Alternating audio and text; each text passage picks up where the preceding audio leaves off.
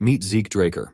He was born into the Draker household, a family directly descended from legendary Dragonslayers. However, his time to flex the family title was short-lived. He was soon abandoned because his family deemed him unfit.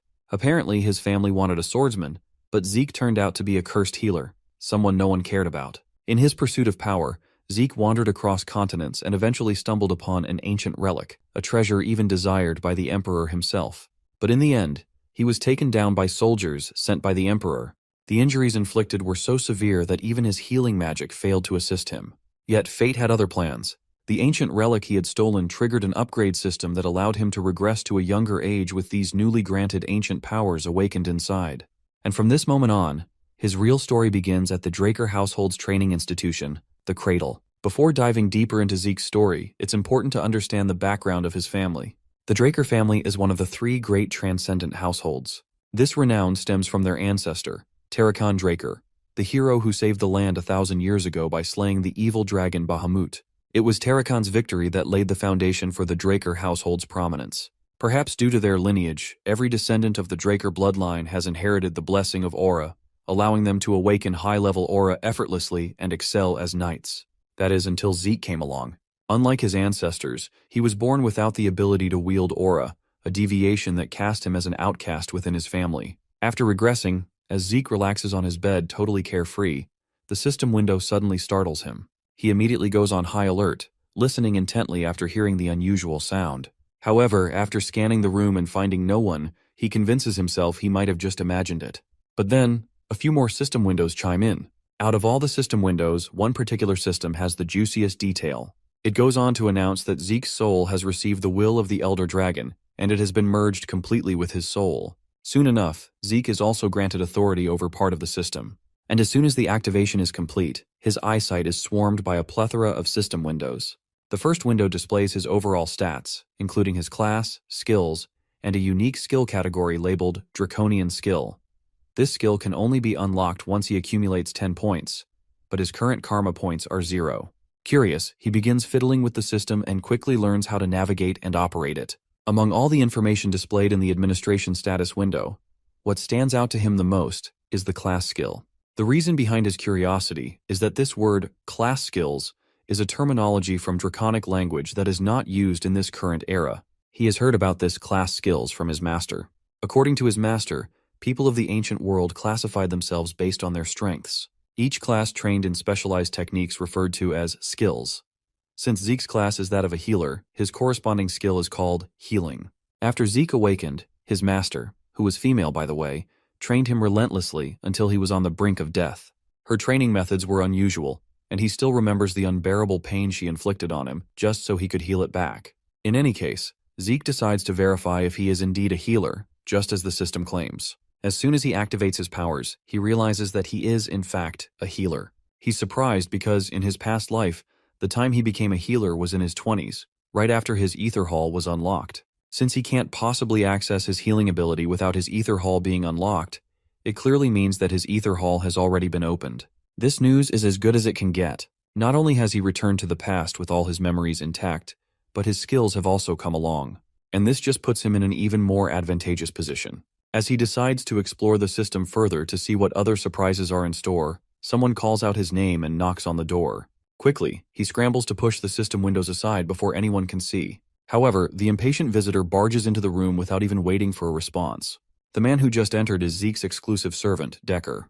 He's apparently here to check if his young master is prepared for the event ahead. Of course, Zeke has no clue what he's supposed to be prepared for. This ticks off this terrifying man, and he is clearly annoyed by how careless Zeke seems. To think that the young master forgot about this special day is just pissing this butler beyond belief. The poor guy, on the other hand, begins to tremble instinctively under Decker's intense gaze. Now that Zeke thinks about it, he recalls that, in his past life, he was always afraid of Decker. Even though his mind is that of a 32-year-old, his subconscious can't shake the fear instilled in this body. Right at that moment, one of the class skills activates, known as Composed Mind. Almost instantly, all of Zeke's trembling and any trace of fear that had been on his face fades away completely. Apparently, Composed Mind is a skill that ensures the user's mental state remains unaffected, no matter the situation, allowing them to maintain a calm and composed mind. Zeke finds it rather convenient that it can activate on its own.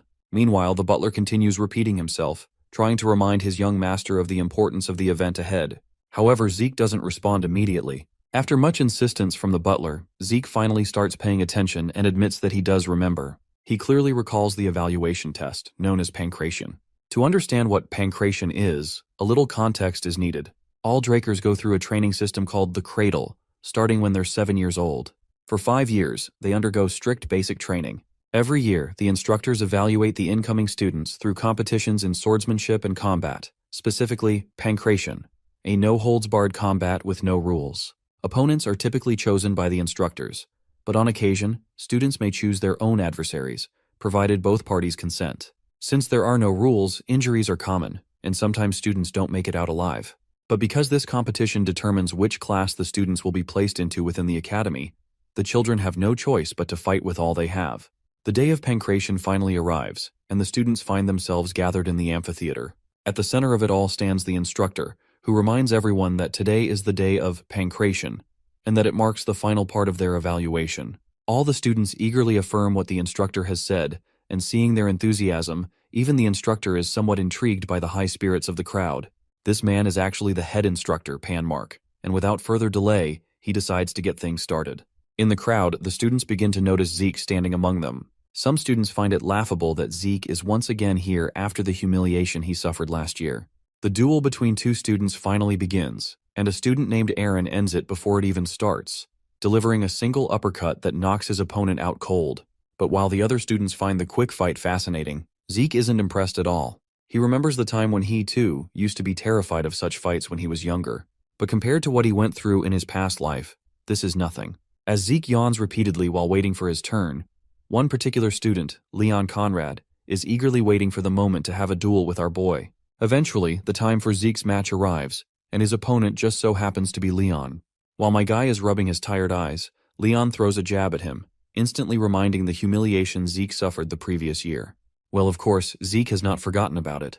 He vividly recalls how he had begged Leon for forgiveness back then. Those memories are painful, but they're in the past now. Leon has always been Zeke's opponent every year. Our boy knows him all too well, how dirty of a player Leon is, and the kind of trash family he comes from. He is certain that the only reason he's facing Leon in this duel is because Leon pulled some strings behind the scenes to fix the match. Zeke would rather have a dog who bites rather than having a cousin like him. In Zeke's past life, he was never able to meet his 4 siblings of direct bloodline, but there were more than a dozen cousins, and many of them were more than willing to bully him. Suddenly, Leon calls out to Zeke once again, and just like before, he tries to humiliate him by reminding him of the miserable defeat he suffered the previous year. He further questions Zeke whether that level of humiliation wasn't enough to keep him away from participating in pancration altogether. While Leon continues to throw one verbal jab after another, Zeke remains as cool as a cucumber, and it's all thanks to his composed mind ability. Although Zeke is calm and collected, there's still a limit to his patience. He won't tolerate some insolent bug bad-mouthing him repeatedly without consequence. Well, our boy's response only serves to trigger this bastard even more. And this time, Leon even goes so far as to grab our boy by the head. But his foolish move only earns him a solid punch to the face that sends him flying away. This brutal punch was possible thanks to Zeke's skill, Critical Strike. The ability inflicts significant damage to the opponent and has the added risk of being countered if the attack fails. Fortunately for Zeke, this punch landed perfectly, leaving no room for a counter. The bastard, on the other hand, is writhing in agony, with his hand covering his own face. Zeke, meanwhile, reflects on how he only meant to knock the guy out and had no intention of activating this ability. The instructor quickly rushes to tend to the injured brat while scolding our boy for attacking even before the match began. But my guy just stays nonchalant in his response and wonders aloud why they had to wait for someone's command to start the battle when they're already standing in the arena. You see, the one who strikes first has the advantage, so he didn't shy away from taking this opportunity. While he says this, he looks absolutely menacing, and the sheer amount of killer intent he's exuding is enough to leave the poor instructor trembling.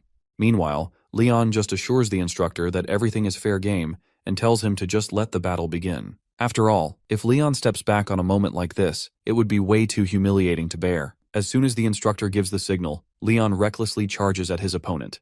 But his reckless charge earns him a punch right to the face. As surprising as it is, the punch Zeke landed didn't hurt at all. Initially, Leon was quite afraid of taking a direct punch, remembering how painful the first one was, but realizing this punch didn't hurt him at all only fuels his foolish confidence. All he has to do, he thinks, is put his guard up, and Zeke won't be a threat at all. Leon quickly notices our boy using his left hand for a counterattack again, so he ducks down. In that critical moment, he takes advantage of Zeke's vulnerability and takes him into his grasp in order to push him over to the ground. But suddenly, Leon takes a hit so fast that even we couldn't see what happened, leaving him trembling like a leaf. Even the instructor on the sidelines is completely boggled, unable to wrap his mind around the fact that he just witnessed a 12-year-old kid pull that slick move. The moment Leon dodged Zeke's counter and tried to take him down, the instructor was certain Leon was going to win. However, Zeke punched Leon square in the chin and escaped his grasp. It's on Leon for letting his guard down, thinking he had Zeke right where he wanted him. But our boy, on the other hand, remained as cool as cucumber, despite the fact that his counter failed. The concentration and precision needed to inflict such exact and effective damage is a feat in itself. The instructor is actually wondering if this is really the Zeke Draker they thought they knew. The bratty bastard, however, is in shambles after taking that brutal punch. His brain is scrambled, and before he can even react, he takes another blow that causes him to trip. But he quickly steadies himself and retaliates with a punch of his own. At that critical moment, one of Zeke's class skills activates automatically, Heightened Sense, which temporarily enhances his perception. With this skill, Zeke can see the punch coming at him in 960 frames per second slow-mo, making dodging it a piece of cake. As soon as the punch zips past him, Zeke quickly grabs Leon's extended arm and slam dunks him hard onto the ground. And the impact was so brutal that it literally shattered the ground beneath. Another skill activates, known as Precise Stab, which helps Zeke target the Leon's weak points for critical damage. After pinning the bratty bastard to the ground, Zeke balls up his fist, ready to obliterate his face. Poor Leon begs him to stop, but my guy still goes through with it, landing the punch square on his face. The sheer brutality of the act leaves the instructor sweating his balls, along with the spectators watching in stunned silence. The final hit feels immensely satisfying, and after this little battle, beating the crap out of his bully, Zeke feels a sense of calm washing over him. He's glad that, thanks to this little show he pulled off, his other cousins will think twice before messing with him again. Not that it matters, though. If they dare say or do anything, he'll make sure to silence them for good. It seems that wasn't enough to instill fear in these incompetent bastards. One particular punk, too complacent for his own good, challenges our boy and picks him as his pancration opponent. This overconfident, cocky punk is Jaken Vardek, itching to make a statement, though he plans to let his blows do the talking. Well, Zeke doesn't mind at all. In fact, he's sure he'll get bored if Jaken comes alone, so he offers him the chance to bring a few other students along to make things more interesting. Our boy specifically calls out another student, Liam Stone, and suggests he join Jaken. Apparently, Liam is nothing more than Jaken's lackey. This suggestion feels like a slap in the face to Jaken. The very idea that he'd need someone's assistance to fight a brat like Zeke is a humiliation he just can't stomach. But Zeke keeps pushing his buttons, which only enrages this piece of flying trash even more. Jaken's seething now, eager to beat Zeke to a pulp. As both contestants stand in the arena, the instructor this time explicitly warns Zeke not to move before the command. Well, it seems like Jaken did bring his servant along after all, which only makes Zeke even happier. After all, in Zeke's past life, Liam had a reputation for being an exceptional fighter, even earning the title of Mercenary King. Back then, as Jaken's servant, Liam joined the cradle in the academy. However, being a distant relative, he was overlooked in education. He desperately begged to join higher education at Academy Valhalla, but ultimately ended up in the Knight Order of a small nation called Baranon.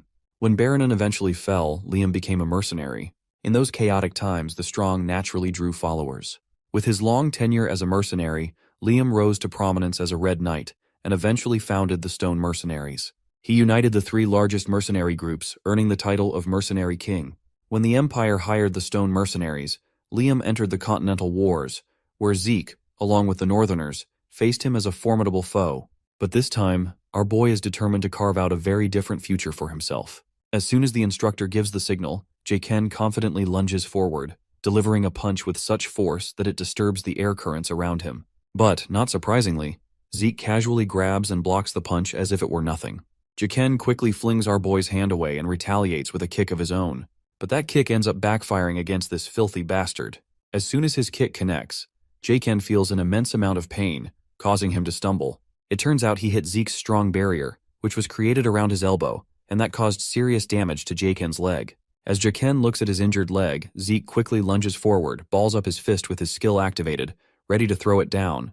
But poor Jaken quickly tries to protect himself, putting his hands over his face. Seems like Jaken miscalculated Zeke's moves a little, because our boy never intended to land a hit on his face. Instead, he tags the bastard right on his injured leg. After that sneaky move, He follows up with a punch to the ribs, one that's enough to make Ken gag up copious amounts of blood.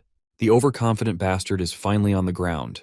Left with no pride or dignity, he angrily instructs his sidekick to kill our boy right away. The time has come for our boy to deal with Liam, and this bastard is exuding some serious killing vibes as he strides toward him. The most annoying thing about fighting Liam is his insane reach, which puts Zeke at a serious disadvantage if he lets Liam attack first. So my guy takes his stance and decides to take the lead, throwing a few blows of his own. Using another skill known as Slash, Zeke moves so fast that all anyone can see are silhouettes throwing a barrage of punches. The skill Slash allows him to launch a relentless flurry of attacks at the enemy, completely interfering with the enemy's sight.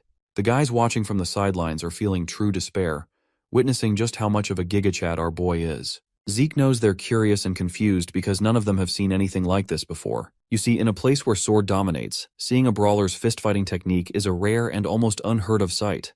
As impressive as this ability is, it's also taking an equally heavy toll on his body. But even that isn't the biggest challenge here.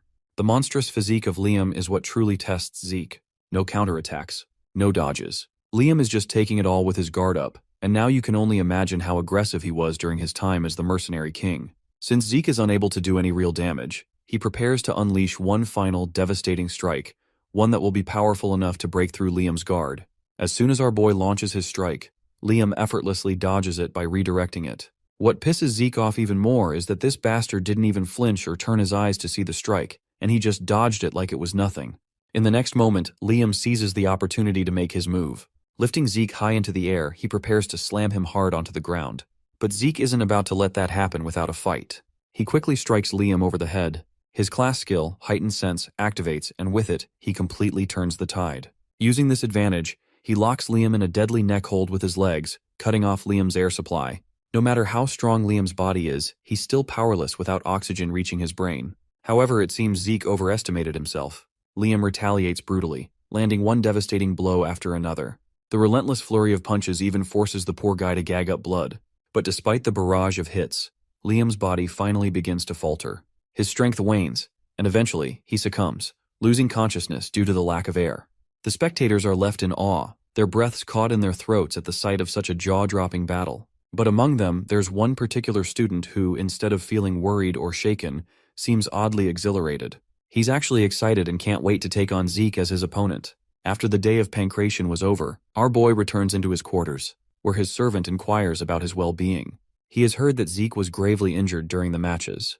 To this, Zeke just shrugs it off, claiming he's perfectly fine. However, the butler does not relent, and insists on checking his pulse to verify that everything is truly okay. Zeke can tell that this old coot just wants to check whether he has awakened his aura or not. Eventually, he extends his hand toward the servant, who quickly shoots a blue energy through his hand and into Zeke's. Seeing this blue energy makes our boy pause and wonder if his servant might actually be a blue knight. You see, when checking if someone has awakened, most people simply examine their dantian. But this man is being unusually thorough with it. Imbuing someone else with aura is difficult enough on its own, but for this old man to control it so precisely like this, he must be a blue knight. Apparently not all knights are the same. They are classified according to their martial prowess and aura manipulation proficiency. White swordsman is the novice level, and most children before the blessing rite are white swordsmen. A yellow swordsman is the level you attain once you've awakened your aura and opened your dantian. All trainees of the cradle become yellow swordsmen after the blessing rite. Once you've learned to freely control aura, you earn the title of knight. The purple knight level is when you can reinforce your sword with aura, while the blue knight level is achieved when you can manifest an aura blade. Beyond this, the realm of those who have transcended their limits, the realm the mercenary king Liam and our boy had reached before his regression, is known as the Red Knight. Then there's the Black Knight. But only a few of these monsters exist across the entire continent.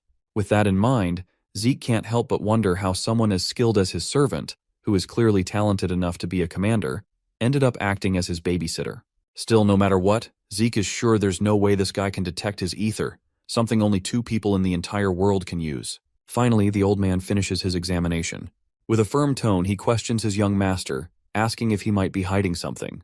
Of course, Zeke plays it cool and feigns ignorance. He counters by asking if the butler perhaps knows something that even he doesn't. A moment of silence fills the room, but it's quickly broken by our boy, who just drops the conversation by claiming that he was just joking. The butler then hesitates but can't help himself and questions Zeke about how drastically he has changed. This makes our boy to halt his movements. He turns around with a glare in his eyes. The question his butler asked is entirely wrong. Instead of asking why Zeke has changed now, the butler should have been asking why it took so long for Zeke to change. He then informs his butler that many more surprises are yet to come, so there's no need for the servant to be shocked repeatedly. All he has to do is follow the commands. The humble servant acknowledges his master's words and bows his head in submission, ready to follow without question. The butler then reports that the training room Zeke had requested is already prepared and waiting for him. Zeke is pleased with the report and dismisses the old man to get some well-deserved rest. As our boy walks off alone, he has a nagging fear that his butler might have been ordered to keep an eye on him. To counter this, he decides it's best to keep the butler close, so he can manipulate the old coot and extract the information he needs. Zeke still has to figure out who ordered his butler to watch him. He's pretty sure that no one from his mother's side would dare do it, which only leaves his siblings. Once Zeke enters the personal training room, he's immediately struck by how lavish the place is, which only confirms that this household truly lives up to its name. Before starting his training, he decides to check the system. With a command, the system panel pops up in front of him. There, he notices that his slash skill has reached proficiency. He has no clue how it happened, but he makes a wild guess that it probably leveled up from using it repeatedly. The skill is naturally activated based on his actions, and he doesn't need to do anything in particular to activate it. From what he can understand, if he learns something new, it will likely be added here as a skill as well. He's still unsure about the difference between a skill and a class skill, though he does notice that they both activate similarly on their own. Lastly, there's the Draconian skill, but he can't view it yet because it requires 10 points to unlock. He presses on the option, and the next system window informs him that he can earn karma points by killing monsters. His current karma points stand at 0. Speaking of monsters, Zeke reflects on how there are plenty of them in the dungeons, but he needs to be at least a purple knight to gain access. For now, though, he's more curious about why he regressed to the past and what this system is all about. The concepts of skills and class skills are also something in his curiosity list. At the back of his mind, he has a nagging feeling that all of this might be connected to that ancient relic. However, he can't be certain since he doesn't have enough information to piece everything together. Whatever the case, he grabs his sword and decides to use everything at his disposal to grow stronger, whether it's the system or the Draker lineage. In this world, there are two known powers, the aura of the knights and the mana of the mages. Knights reinforce their aura in the dungeons, while mages refine their mana through circles. The two powers are at opposite ends of the spectrum, meaning if one has awakened one power, they cannot awaken the other. However, Zeke was unfortunate enough to awaken neither a Dantian nor a circle. This inability led to his abandonment by the Draker household, forcing him to wander aimlessly until he met his master during his vagabond days. His master taught him many things, but the most valuable lessons were the art of healing and the Ether Hall, a unique technique his master had developed. Through the Ether Hall, Zeke learned to harness the energy of nature, known as ether. To this day, he and his master remain the only ether users in the world. After only 2 hours of training, Zeke feels as though he's about to collapse. However, his class skill healing activates in tandem with another class skill, Vigor Recovery. Healing is an exceptionally rare skill, one Zeke hadn't even known existed before meeting his master. If others were to witness him using it, they'd brand him an irregular. That's why he refrained from using it during his fight against Liam, and had to rush to heal himself the moment he returned to his room. After his body recovers to full strength, Zeke decides to continue practicing. He knows he cannot afford to waste even a moment. By dawn, Zeke looks utterly exhausted after relentless training. The entire hall bears the evidence of his efforts, with deep gashes scarring the floor and trails marking where his sword struck. Anyhow, a week passes by and we find ourselves in Cradle Cafeteria. There, Zeke overhears some students talking about him. They think he's turned into a completely different person now. Since he is a born loser, they assume he might have dabbled in black magic. Meanwhile, in another private lounge, all the big shot students are having dinner together. The first one chowing down on steak is Raina Tarun. Then there's this guy, Owen Zimmons, calm and composed. And across from him sits a beaten-up Leon, looking as rowdy and impatient as ever. Owen tries to tell him he should eat properly because he'll need the energy for the swordsmanship duel. Leon, on the other hand, gets ticked off for no apparent reason, and smashes his hand so hard on the table in frustration that the juicy steak he was served unnecessarily falls to the ground. Because of this table slam, even Raina's piece of steak jumps off her plate and falls, leaving her totally enraged. Her intense glare finally humbles Leon a little. Apparently all 4 of these students seem to hate our boy, so it's not surprising they're together. But even though they're in the same group, they don't seem to get along all that well. The only thing keeping their relationship intact is their shared resentment for Zeke. Owen admits that Zeke was both brave and impressive during the pancration. However, he's convinced he will be pathetic when it comes to swordsmanship. As far as he knows, Zeke doesn't even know how to hold a sword properly, so he's no threat to anyone. One of them points out that Zeke is so weak he had to get a customized sword because the basic ones were too heavy for him. Still, it doesn't make sense to Leon that he lost to that inferior piece of shit. He's convinced Zeke only won against him in Pancration because of pure luck. Well, it looks like Reina doesn't share the same thoughts. If they actually believe this nonsense, then none of them have the right to be knights of the Draker household. With those words, the lady leaves the room. Before we jump to the day of the duel, here is a little context about what this sword duel is all about. Unlike Pancration, sword duels involve real swords, making them the primary cause of most incidents within Cradle. It's also where the difference between cadets' skills becomes glaringly obvious. A month after the current final exams, the Blessing Rite will commence, the event where the Drakers awaken their aura. The day of the duel has finally arrived, and the instructor commands Zeke to come up next. My guy casually walks onto the scene with a giant sword resting over his shoulder. The sword is literally bigger than him, which certainly doesn't go unnoticed. Everyone finds it hilarious, thinking Zeke believes that the bigger is better, so it will somehow give him an advantage. The person stepping up from the other side is Reina, who looks absolutely fired up and dramatically throws down the gauntlet to challenge our boy to a duel. Well, my guy is more than ready to take on this challenge and accepts it without a second thought. It doesn't sit well with Reina to see Zeke effortlessly lifting a claymore. Now that she's facing him in person, she can tell this isn't the same Zeke she once knew. The person she knew once could barely hold a sword properly. His presence is so striking that she begins to feel intimidated. But she quickly snaps out of it, disgusted with herself for even thinking that she could be intimidated by him. Backing down isn't an option now, especially since she was the one who issued the challenge. Meanwhile, Zeke is also feeling quite intimidated. He knows his usual tactics won't be enough to get the victory he wants, because a duel against the Lightning Knight is no joke. It's downright nerve-wracking. You see, Reina Taron was well-renowned and had earned the title of the Lightning Knight in his past life. She made a name for herself during the Continental Wars, and is recognized as one of the greatest of the next generation of Drakers. She's one of the rare few who awakened her aura even before undergoing the Blessing Rite. As far as Zeke remembers, she must have awakened her aura a few years ago. However, she hasn't used it in Cradle because she's been focusing on improving her fundamentals. As soon as the signal to commence the duel is given, both contestants clash their swords right away. After the first clash, Reina steps back before charging at him again. With one strike, she sets Zeke sliding backward. Just these two exchanged blows were enough for our boy to draw the judgment that she's even better than he expected. The feisty lady charges at him once more, swinging her sword as fast as she can, lighting up the area with sparks. In the background, her friends are getting restless and impatient, urging her to just finish him off in one strike instead of playing around. But one of the wiser ones reminds these idiots that Reina isn't toying with him. It's Zeke who is pushing her around. Now, switching to her perspective, she can clearly see the openings and vulnerabilities in Zeke's guard. Yet, every time she tries to exploit them, her sword is quickly blocked by his sword, almost as if he's applauding her attempts. What's even more frustrating is that after he blocks one attack, he intentionally leaves another vulnerable point for her to strike. It's as if this duel isn't about winning. It's meant to teach her. After a few exchanges, Reina finally steps back, utterly exhausted by the back and forth. She wants to catch her breath before coming back for more. Meanwhile, Zeke doesn't have a single ounce of sweat or tiredness on his face. In fact, he looks bored. He's not that impressed. She is fighting honestly without using any aura, but it's expected from someone obsessed with their fundamentals. Now that they are at it, he decides to help her break out of her shell. He intentionally takes an extremely low stance, as if he intends to close the gap in one move. Reina is confident in her speed and doesn't think much of it. But in the blink of an eye, Zeke closes the gap and is right in her face before she even has time to react. He swings his sword so hard that it literally cracks the ground with the force of his giant blade. The girl, on the other hand, is sure that as long as there's distance between them, she can react to his moves. Zeke swings his sword through empty air, but it wasn't meant to hit her. Instead, the debris he flung into the air with the force of his swing strikes her square in the face, leaving her nose pretty banged up.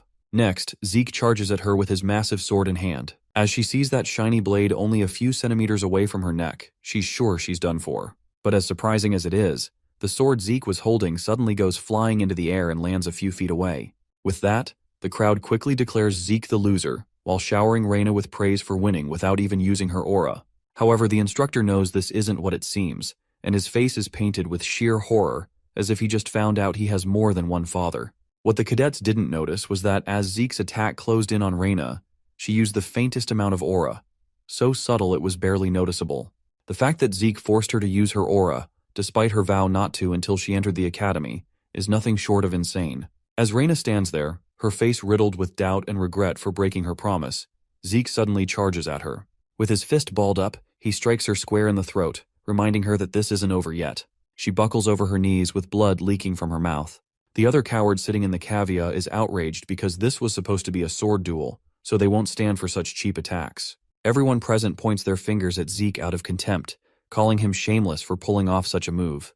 Meanwhile, Zeke remains completely unbothered by all the noise and insults. He calmly asks Reina if she wants to continue. Reina, on the other hand, stubbornly believes she hasn't lost yet, reasoning that he only struck her because she let her guard down. But as she thinks about it, a realization hits her. If he had been holding a knife instead of throwing a barehanded punch, she would already be 6 feet under. For that reason alone, she honorably concedes defeat.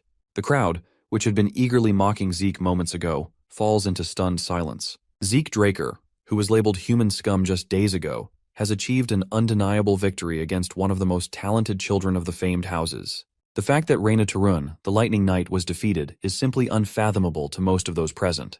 The scene transitions to Abel's castle.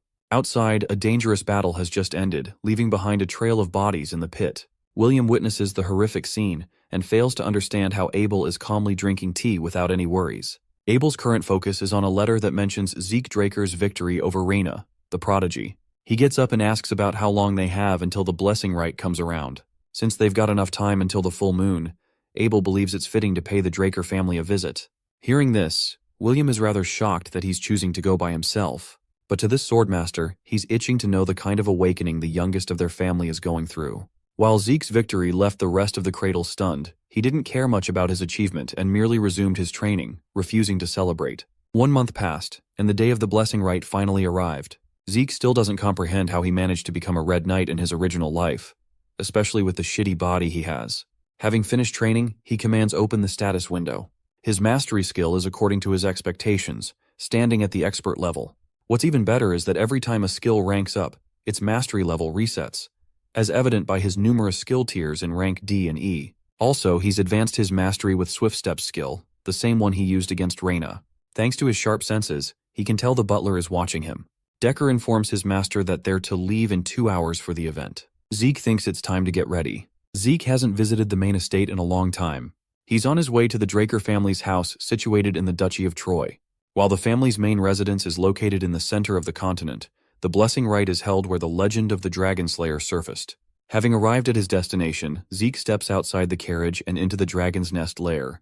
Having made his way inside, he has an enlightening realization. The people here are VIPs with incredible fame. He knows for a face that some of them are informants sent to observe him. Despite their intentions, Zeke thinks everything will go swimmingly well once his awakening blows up in their faces.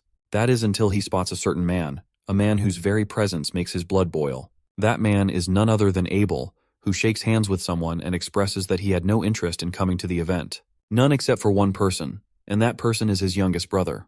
The second son of the Draker family is nicknamed the Lion Blade, but he's got an even more prominent name that Zeke knows by heart: the Butchering Knight. Our boy does his best to maintain his calm facing his elder brother. After all, he doesn't have many options in this situation. In his previous life, the second son never showed up to observe Zeke in the blessing rite. This means his actions in the pancration competition have altered the trajectory of the future. Clenching his fist in frustration, Zeke realizes that he's acquired a chance for himself. Before long, the blessing rite is underway. Aaron is told to come out as the first warrior. He promptly places his arm inside a mystical pool, causing his arm to surge with a blue essence. It's explained that during every blessing rite ritual, each member of the Draker bloodline awakens their sealed aura right around the time they're supposed to graduate from the cradle. This happens at the age of 12, and Aaron has just become an example of the first to be awakened. Now, compared to regular knights who awaken after 20 years of age, this process is extremely fast for the Draker family. Only a few exceptional cases among them, those with aura, can also awaken a particular trait of the Dragonslayer. This trait is called mana inhibition. Interestingly, the mana lamps are reacting harshly and with sparks of red. Those who end up obtaining mana inhibition end up strong enough to rival the likes of Red and Black Knights. This is called pure blood awakening.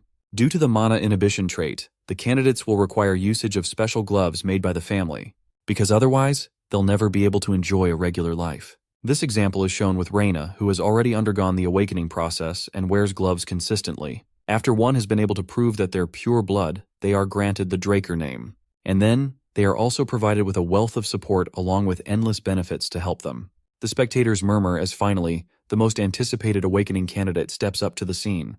They all think that this child's awakening will surpass even that of Reyna's. As Zeke steps in front of the statue, he finds himself surprised that he's found himself here again. The previous experience was traumatizing in his old life. While the blessing rite was the only thing that helped him advance through the cradle, this was the day he earned nothing but embarrassment. However, reality is now different. He possesses the ability to heal, manipulate ether, and on top of everything, he has learned to be tenacious and strong with his own abilities. That's why he's expecting a lot from the bronze statue to do him a favor here. As he dips his arm inside the pool, the statue reacts. It shakes before coming to an abrupt stop, shocking everyone in the room. It's something that has never happened to any candidate before, and it has left even Abel speechless. As he takes out his arm, the boy confirms his thoughts. He knew things wouldn't be different this time around. It's because of Abel that he jumped to conclusions and became too confident. The rest of the people are just shocked that the most anticipated candidate failed to awaken. They make fun of him for not awakening despite being a direct descendant. Then there's the question of him beating Reyna, which everyone now believes must have been through a sneaky trick or something. Still, our boy has zero fucks to spare and instead focuses on becoming stronger via other awakenings. The system greets him with a sudden apology after experiencing an error. Zeke looks perplexed as the system informs him that necessary information is missing from his class identification. This part of the message captures his attention. The system tells him that the input is complete, and that the terminal has identified the user's talent as a healer. With that, he unlocked his class and simultaneously gained access to the rare class. Zeke can't believe his eyes as the statue begins to illuminate red lights, indicating a pureblood's awakening. No one can believe that he's starting as a red knight off the bat. The system connects and unlocks the ancient dragon's blessing from within Zeke's soul. While this is happening, Abel is calmly observing his brother. The talent of kin is the first thing that is awakened, and then his already awakened talents combine together, morphing together into a new class of its own. There is so much going on that Zeke doesn't understand, especially when he sees a new unique class called the Immortal, which the system has chosen for him. The shimmer of gold light surrounding his body attracts the attention of the spectators. They're certain to have seen the red light from the statue, but they're filled with doubts. Zeke has understood the situation perfectly and thinks it's pointless to speak against them right now. They question if the statue is broken, but then how would one explain the mana lamp reacting to the reading? There wasn't any mana inhibition, so it can't be a pure blood's awakening is what they want to believe. That's when Abel begins to applaud, mocking the people for failing to congratulate the newly awakened purebloods in a single go.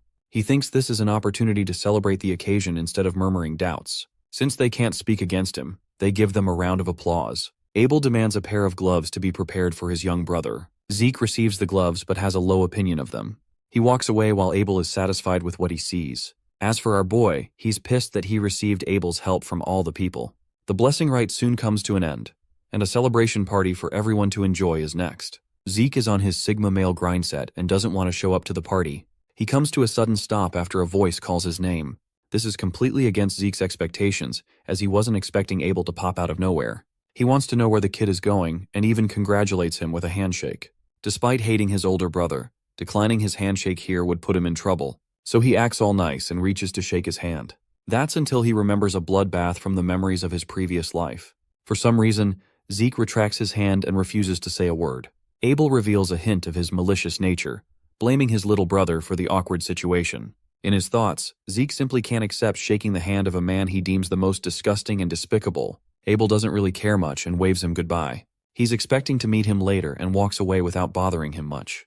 To his words, Zeke confirms that he is also determined to meet his brother one day. Fast forwarding to the party, where many are busy discussing the recent awakening of the two purebloods. No one has yet to figure out what Zeke's golden light implies, as it has never happened before. They wonder about his location as he's nowhere to be seen. We do catch a glimpse of Zeke, but he's unwinding in a different room, having barely survived the suffocating social event. Also, he still can't place how he's the only one unaffected. The thing about pureblood awakenings is that they have mana inhibition as a trait. It's supposed to showcase that the Draker family is against dragons, who are known for being the source of mana. Be that as it may, most machines require mana as their necessary fuel. The fact is, a pureblood needs the use of special gloves for the cause. If Zeke is supposed to be a pureblood awakener, then he should have faced problems the moment he took his gloves off. But right now he seems unaffected. This causes him to pop open the status window, which is different in its properties from before. Instead of having mana inhibition, he possesses a unique trait called mana reflection. An intrigued Zeke decides to read deeper into the details of the skill. There he discovers that mana reflection creates a distortion field that is responsible for nullifying nearby mana. It's classified as a skill and doesn't react to the mana lamps as it's not passive in effect. He was identified as a rare class healer before the blessing rite, but now he's considered a unique immortal, which he doesn't understand. Confusion sets in as all of the graduates of the ceremony achieve blue aura with typical awakenings. The only person who was an exception to the case was Reyna, who received a red pure blood awakening. The same case goes for our boy, but then it eventually transitioned into gold. The system told him that it was missing critical information regarding the classification. Zeke wonders if it was considering the bronze statue as its classification terminal during the awakening. The moment the system injected the necessary information inside the terminal, the statue reacted strongly and emitted a red light. Everything is starting to fall into place now. Zeke believes that the statue isn't there to determine if one has awakened or not. Rather, it's supposed to judge their class. Red implies a rare class and gold implies a unique class. Furthermore, the statue is a relic that has been here even before Tarakan's time, the man who founded the Draker family. Class identification doesn't really exist as a concept nowadays, which is why the statue's singular purpose is to distinguish the awakened from those who are not. They have misinterpreted the purpose of the red light as a kind of pure blood awakening, when in reality it means that they've achieved rare class.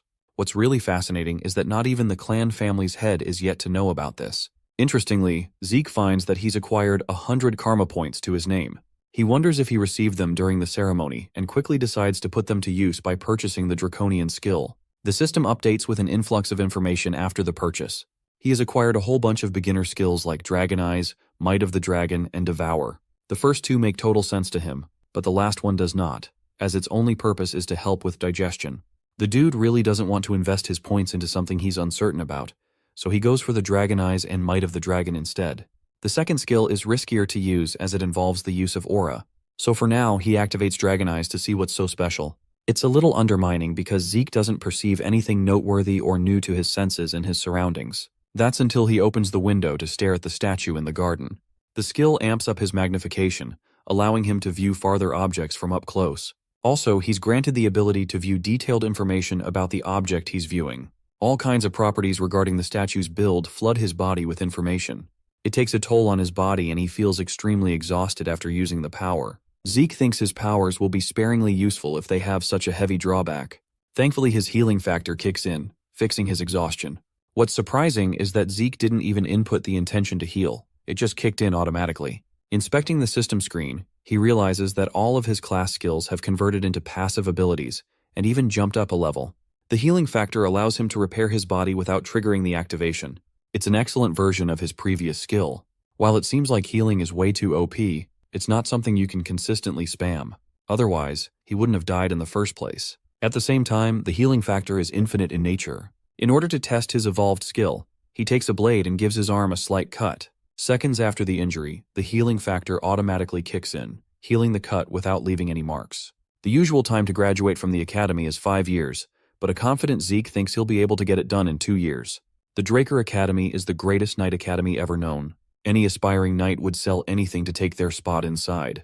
Located in the Duchy of Troy, the academy thrives with the spring life each time a new semester comes around. As Zeke walks among the others, he notes how the higher-ranked students are comparably no different from adults. They're just as capable, and if he were to compare these guys to the cradle, then they're nothing more than children from great families. Zeke thinks his entire family is messed up. Among the thriving branch families supporting the Draker family, 3 families are the most prominent and have the influence to be called the Great Families. The first is the Tarun of Strength, which Reyna is a part of. The second family is Zimmons of Wisdom. And lastly, there's the Vardek family of Gold. The children of those 3 families are here, but Zeke couldn't spare a second thought for them. The scene cuts to the high-class dormitory of the Platinum Mansion.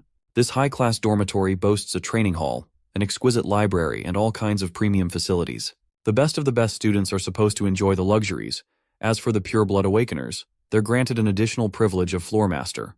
This floor is known as the Platinum Floor. A maid greets our boy's arrival, and he's soon escorted to his assigned floor, where others are waiting. Arriving here, Zeke is a little exhausted to find so many people, despite him being awakened as a pureblood. He's told that Decker is waiting for him in another room. Without wasting time, Zeke goes to meet him to see what's up. The butler has something to show to his master. He surprises him with a premium pair of gloves that he initially received upon awakening. He's already acquired new gloves, but Zeke's got his eye set on a new sword now too. He picks his blade, which the butler supports without concern. The Duchy of Troy is known to be close to the mountain ranges. That's why it's got an abundance of good iron and skilled craftsmen, who prove to be an irreplaceable source of strength for the alumni.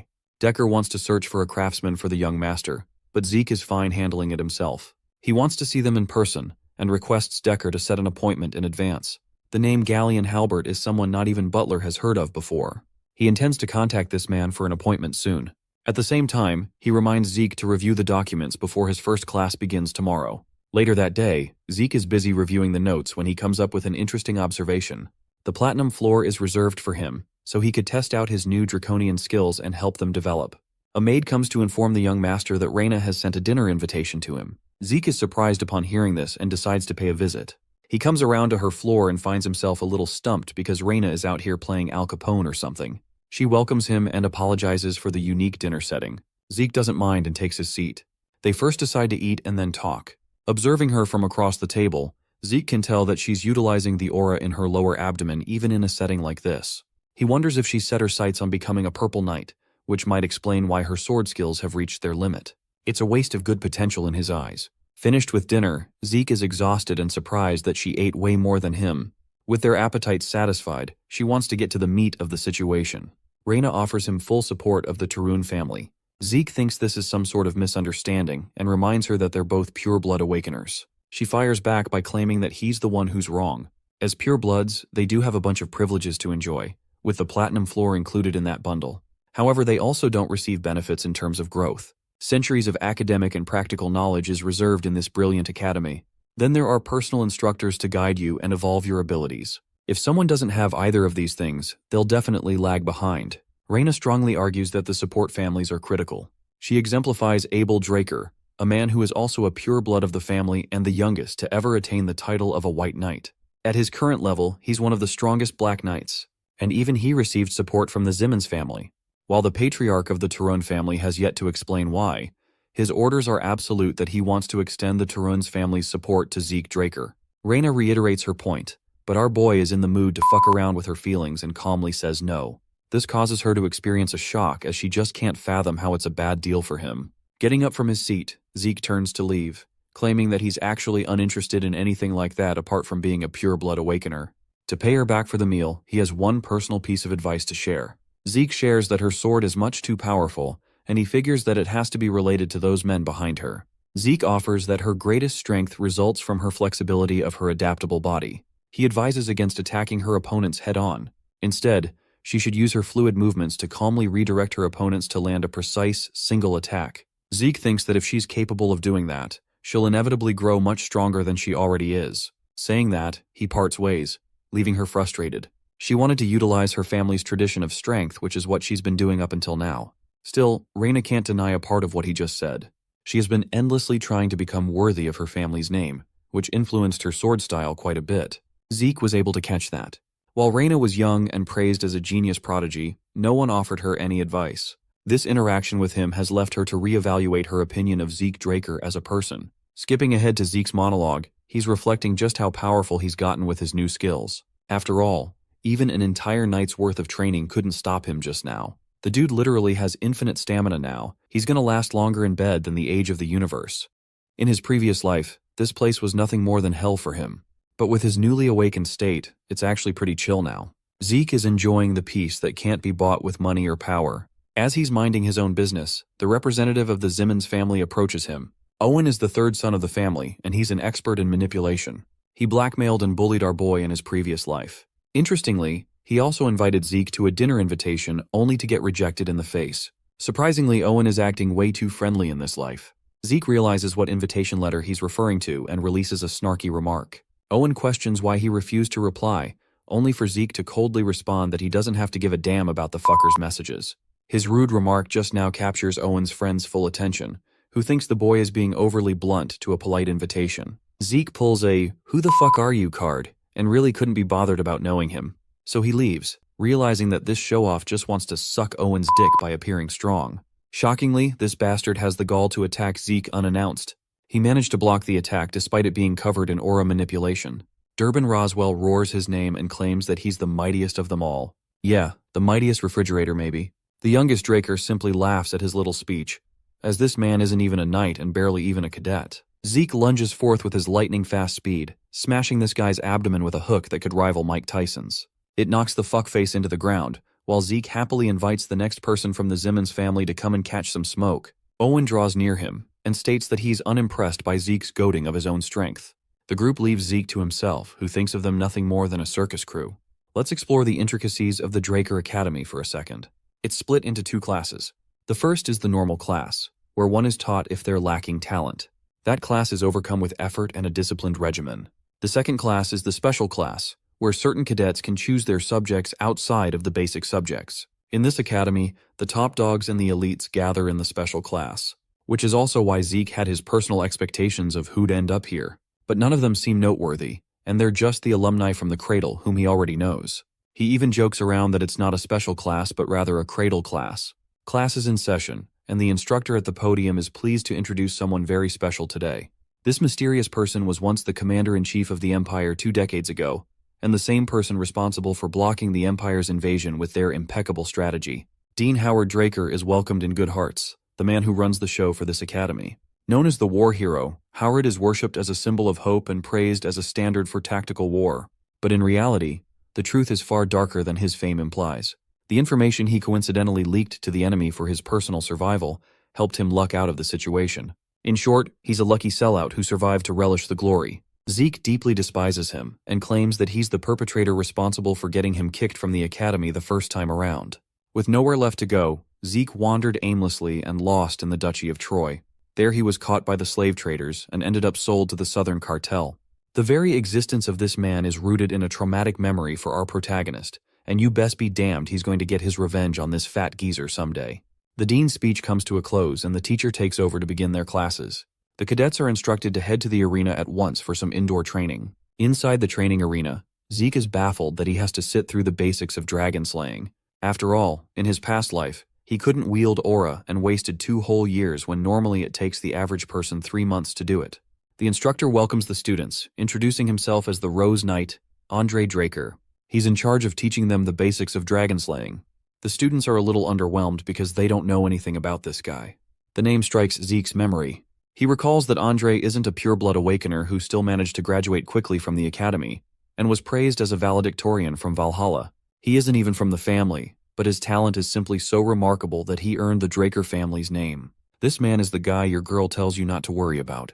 Zeke admits that the special classes teachers all vary in levels, but this dude is notorious for his shitty personality. Andre shows them a demonstration by telling them to keep quiet so he can start the class. He has the cadets drawing their swords, preparing for the training. His eye catches Zeke's special sword, which is enormous compared to the others. Zeke doesn't have any trouble demonstrating just how easy it is to wave around for him. Andre's resting bitch face commands him to step foot in the arena. He thinks the boy is being overconfident by picking a sword unfit for his body. Of course, this is just typical teacher talk, and Zeke wanted this to happen, hence his choice to pick the sword. He arrogantly boasts that he could defeat the instructor with the same weapon. It's quite the provocation that shakes Andre. The scene is getting tense, so much so that the system activates a mental defense skill for our boy to withstand the situation. Happy to oblige, Andre prepares to draw his sword to offer a boy a practical experience. But it's just what Zeke wanted. The instructor even lays out a condition for Zeke's victory. He will not only choose to ignore the boy's arrogant words, but also grant him permission to do whatever he wants in his class. The instructor even gives him a leeway, that he'll go easy and won't even use his aura on the cadet. But that's just playing right into Zeke's advantage even more. He's extremely confident in his ability to best Andre since he knows about the man's weakness. However, since his watchful brother is keeping an eye on him, Zeke doesn't want to risk gaining unnecessary attention like last time, so his battle strategy is to cut Andre's uniform just a bit before accepting defeat. The fight begins as Zeke launches an immediate swing against his teacher's neck. However, Andre deflects his strike even at that range, demonstrating the skills of a Blue Knight. The fight's going to be tough, and Zeke knows it. He bounces around and attacks from every direction, only to get deflected by his teacher's quick reaction time.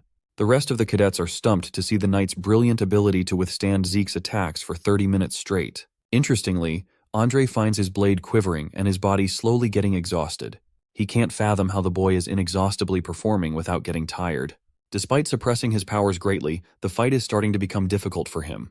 This only goes to show just how brilliant the average pure-blood awakener of the Draker family is, to the point it is considered unfair to compare them. As for Zeke, he's capitalizing on Andre's shitty stamina against him. As for his aura, a typical Draker's aura cultivation is known for its uniqueness. It should be activated during training and all kinds of daily tasks, even sleeping. It should be indistinguishable from the basic need of breathing. So in this case, since Andre is so used to maintaining his aura, he's uncomfortable and unnaturally weak when suppressing it. That is the one factor helping Zeke get an edge against his instructor. Andre deflects the cadet's blade one more time, but Zeke hasn't given up. He doesn't want to lose like this. His ego demands that his opponent be forced into using aura. Zeke changes his strategy from creating openings to going for a different approach, an approach that will require Andre to use his aura no matter what. In other words, an extreme situation. He flips back to the ground, but only this time he darts ahead with incredible speed. It's the activation of the swift step skill. Andre finds himself overwhelmed by the cadet's lightning-fast movements. Attacking from his blind spot, Zeke activates Critical Strike as if to put everything in this one attack, while Andre is still left questioning how a cadet can deploy such an advanced skill. The second he turns to face Zeke, he puts the faintest amount of aura in his feet, allowing him to evade the attack in quick succession.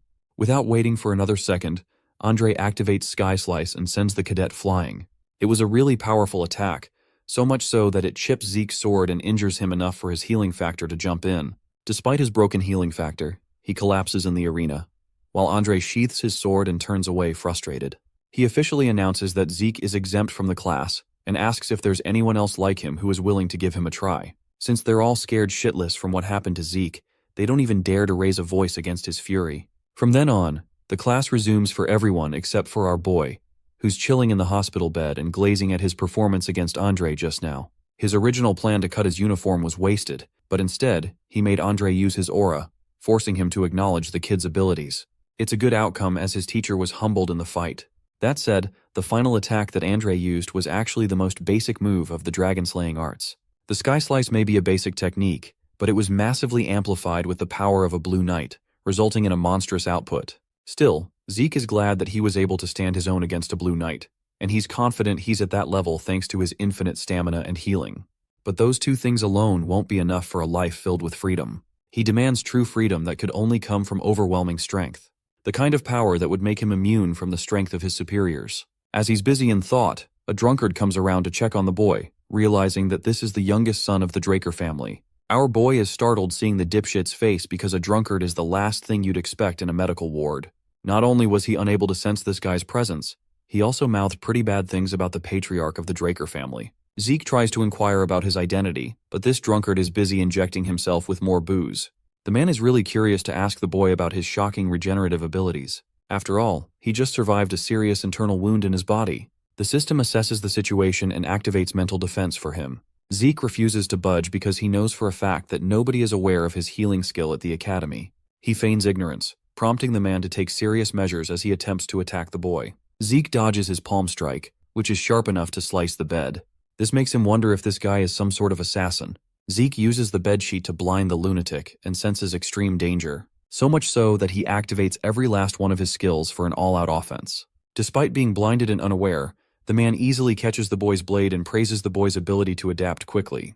Zeke rushes backward anxiously and wonders what he means by mercenary. He assumes the mysterious guy might know something about his past. Seeing a Draker like Zeke throw away his sword and prioritize his life, the man believes he's better suited to become a mercenary instead of a knight.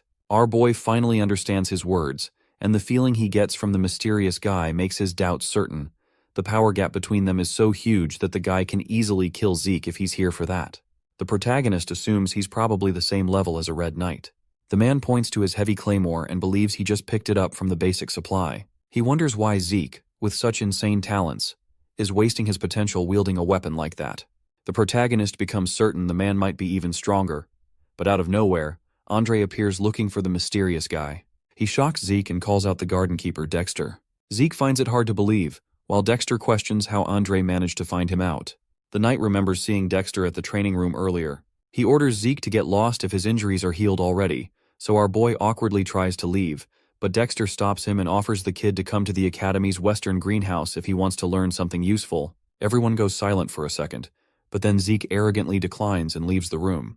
Dexter becomes annoyed and feels nostalgic, as Zeke's father had the same arrogant attitude. Since Zeke's not a gullible kid anymore, he quickly catches up and believes if the gardener has the balls to mention Arthur, the patriarch's name, so casually, then he's definitely the person who only took Andre as a student in his entire life. Duke Draker, the Gale Knight. He's also one of the knights capable of using martial force. The crazy man went against a whole kingdom all by himself. The guy suddenly disappeared out of nowhere after becoming the talk of the town, so Zeke was not expecting him to be living a peaceful life at the academy like this. He guesses maybe Andre also came here because of Dexter. He wonders if Dexter got the Duke title because of his overwhelming tenacity or something like that. He recalls hearing a rumor that the crazy man even became a Black Knight just because he's obsessed with the color black. He finds it hard to believe, and even though he's sure the Duke is interested in him right now, Zeke doesn't care about it because he's not after just some light lessons. He's so greedy for power that he wants to at least learn the man's secret move if he's going to become Dexter's disciple. Zeke smiles and decides to change his interest and greed into tenacity. At the Magic Academy, Professor Phantom awkwardly continues teaching the class and asks if anyone has a question. The whole class ends up sleeping out of boredom, which is a bit demotivating for the professor. So, he continues his lecture, but the protagonist raises his hand and questions about the mana energy transfer law the professor just mentioned. Phantom becomes excited and starts acting differently since it's the first time getting a question. He takes his time and explains everything to Zeke. After the class finally ends, the students wonder why they're being taught about magic theory, but the others just call it nap time. Zeke has a completely different opinion about the class because he was able to understand everything with ease. He believes the professor is definitely a capable man. Phantom stops him and expresses his feelings. He's glad he was able to actually explain something to a passionate student after ages. So he offers the protagonist to come and ask about anything without hesitation if he's curious or doesn't understand a concept. He awkwardly shares he's still an alumnus at the Delphoa Magic University, so he has access to a lot of information.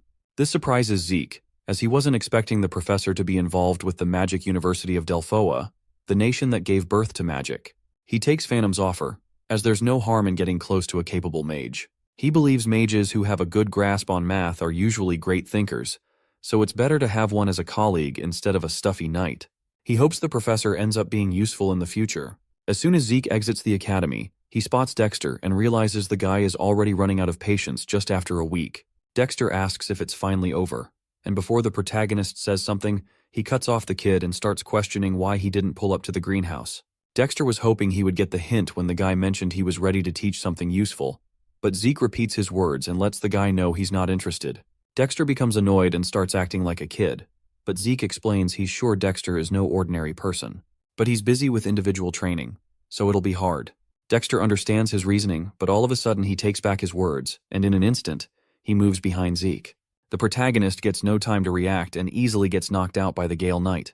After a while, he finally gains consciousness and still finds it hard to believe that he got knocked out so casually. He guesses Dexter was totally fed up after waiting for a whole week. Zeke observes he's already at the western greenhouse. Dexter asks if he finally woke up. Zeke points out this is clear abduction, but the careless man agrees with him and arrogantly reveals he's interested in our boy. Since he's not even trying to hide it anymore, Zeke assumes he has no patience, but he remains persistent and tries escaping using his swift steps because he believes this isn't the right time. But Dexter appears in front of him, surprising the kid. Zeke tries running away once more but miserably fails because Dexter's able to catch up. Zeke doesn't want to be treated so lightly, so he decides to tease the guy and asks why he looks so interesting to Dexter. The man reminds him about his insane healing capabilities. Zeke smiles and finally understands the cause. He challenges the man to force an answer out of him, so Dexter suddenly disappears. Zeke questions what he's up to, and all of a sudden, a sword almost hits him from behind. But he manages to catch it and wonders what Dexter's hoping to achieve. Zeke takes a fighting stance and questions Dexter's actions, so the mysterious man appears and reminds Zeke that he was challenging the guy first. But that seems boring, so they should make a bet. Dexter challenges him to graze even a single piece of his clothing if he wants his wish granted. But with a terrifying expression, the man demands to know everything Zeke is hiding if he ends up losing the challenge. After 3 whole hours of continuous fighting, Dexter begins to question the kid's tenacity. The guy learns Zeke doesn't just have insane stamina and endurance. He's also capable of limitlessly healing and recovering, making him unstoppable. The protagonist crawls back up, and without wasting a second, he activates his healing skills and infinite stamina, which allows him to keep going all day long. But he admits even such skills won't help him achieve victory, so he recalls his Might of the Dragon skill, which seemed a bit too dangerous, so he never used it. Zeke believes it'll be fine using such a skill against a Black Knight. His gaze instantly changes as he becomes ready to attack once more and continue the fight. Dexter looks at his cold eyes and becomes excited, as this is how a fight should go. Our boy starts emitting a purple aura and activates his swift steps to rush forward so he can land an attack. But Dexter is able to see through his old attacks. He admits the kid is faster than before, but remembers he is nothing compared to some of the people he fought in his past. However, he sees the insane spite in the protagonist's eyes, which surpasses any kind of tenacity. The guy falls in love with it and decides to use a bit of his aura, but all of a sudden, our boy activates the might of the dragon and catches him off guard. Dexter manages to break his sword and push him back, but he becomes confused and questions what happened. He uses the dust around him to keep himself hidden, and wonders if Zeke used a technique to somehow block his vision. He doubts our boy can find him with such a thick screen of dust, but with the use of dragon eyes, the protagonist is able to locate his presence and tries attacking from behind. He manages to finally land an attack, but the Black Knight instantly disappears, shocking the protagonist. He believes it's that Duke's secret technique that allows him to move instantly, causing a gust. He finally understands why Dexter is known as the Gale Knight. But while he's contemplating, the man appears behind him, and without much effort, he moves in and calls it a draw before completely wrecking the protagonist and ending the fight. The system shows the built-up fatigue has surpassed the usual limits because of his excessive use of skills, so his consciousness is going to be forcefully shut down for his own safety. Zeke begins losing his vision. He tries getting up but fails to do anything at all. After a few hours, he regains consciousness and finds himself in his own room. Our boy assumes the Duke probably brought him here. He regrets losing but believes this much is expected of the Black Knight. Despite throwing whatever he had, he still lost. Zeke remembers using the same old attack pattern again and again in hopes of throwing his guard down, and then, as soon as he got an opportunity, he instantly changed, using the might of the dragon and his dragon eyes to finally land an attack. But all of his efforts were still not enough. He's sure the skill Dexter used at the end was his secret move. Zeke regrets getting knocked out just because he abused the draconian skills, but he's glad he got to see the man's secret move at least. The absurd speed Dexter used with his incredibly trained body, it is the same move that allowed Andre to achieve such a high rank despite having weak stamina. Zeke regrets losing the opportunity as he wanted to learn it badly, but he still feels somewhat satisfied. He is sure the skill Might of the Dragon, which was able to force even a Black Knight to hesitate, is surely going to wreck any small fries if they're ever exposed to it. Zeke receives a message from the system. He checks everything and learns his swift steps leveled up. His soul was able to develop, and along with that, his system functions are also available now, so he can unlock them anytime using his karma points. He becomes surprised and sees options to unlock a minimap, an inventory, and a quest book with enough karma points. Seeing a bunch of things pop up, Zeke takes his time and understands what he's looking at. He buys the inventory first, so the system helps him understand he can store items in it and pull them out just by thinking about the name or shape. It explains everything, so the protagonist selects his sword as an item to store. Since he can activate it just by a thought, he enchants it, saving it with the sword in his hand. The claymore suddenly vanishes and appears inside the inventory window. He understands the system instructions now and tries thinking about his sword to pull it out. The claymore instantly appears in his hands, exceeding his expectations, as he thought it was just a subspace for storage. He recalls trying to find a good place to store the artifact he had in his past life. He learns he can easily increase the storage as well just by using karma points, and the whole function is just a low-rank administrator skill. The protagonist is surprised and wonders what he's going to unlock once he reaches the high-rank administrator function. He understands karma points are extremely precious, so it's going to be dumb using them without properly thinking. He decides to make a few changes in his plans, but as he's trying to think, Dexter appears and asks for permission to come inside. Zeke gets a bit surprised but lets him in. The butler shares there is a message for our boy. The man said Zeke will understand if he shares it as from the garden keeper Dexter. Our boy smiles and realizes his efforts were not a total waste as he reads the invitation. Dexter assures him to come whenever he's ready to challenge again. He remembers the man called it a draw before wrecking him for this reason. He gets excited since he still has the awesome opportunity. The butler shares another thing, that he managed to locate the blacksmith our boy mentioned. Zeke asks about the appointment, but the butler awkwardly shares it didn't go as planned because the blacksmith refused any appointments. Zeke gets shocked but learns the guy stopped forging weapons now. The next day, Zeke reaches the blacksmith shop he used to visit in his past life. He finds the name a bit funny and enters the shop. He asks if anyone's inside. In his past life, the protagonist recalls wielding a sword known as the Radiance of Graham. It was a real masterpiece forged by Galleon, who called it a payment in exchange for saving his life. He believes Galleon deserves the grand title Blacksmith of the Soul, because rumors have it that he's able to read the souls of his clients before forging a weapon for them. Zeke remembers that the blacksmith didn't disappoint him in his past life, and forged a weapon with an ability he needed the most. The sword was capable of replacing ether with aura. Galleon used to be the greatest blacksmith on the entire continent, but Zeke feels disappointed finding him in such a drunken state. Galleon notices the kid and orders him to get lost, saying it's not a shop for teens. Zeke is aware the guy had a horrible attitude, but he wasn't expecting this kind of moody temperament. He wonders what happened before Galleon met our boy in his past life. Without hesitation, Zeke throws a bucket of water on the drunk guy. Zeke arrogantly smiles and asks if he finally woke up. He demands an answer for the rejection earlier. Galleon comes back to his senses and recognizes Zeke Draker. He instantly bows down and apologizes for his disrespect. He begins trembling in fear and continues to repeat his apology, but believes a crappy blacksmith like him doubts he's capable of making anything good for others when he can't even make what he himself wants. So he has stopped taking commissions for a while. Zeke is a bit surprised to see even a famous blacksmith like him had a shitty phase. He suddenly recalls the guy was already an incredible blacksmith back when he met Galleon. He never mentioned anything about his life, probably because he felt too embarrassed to share his failures. But Zeke doesn't have time to wait around. Galleon starts going crazy because of his existential crisis, but Zeke snaps him out of it.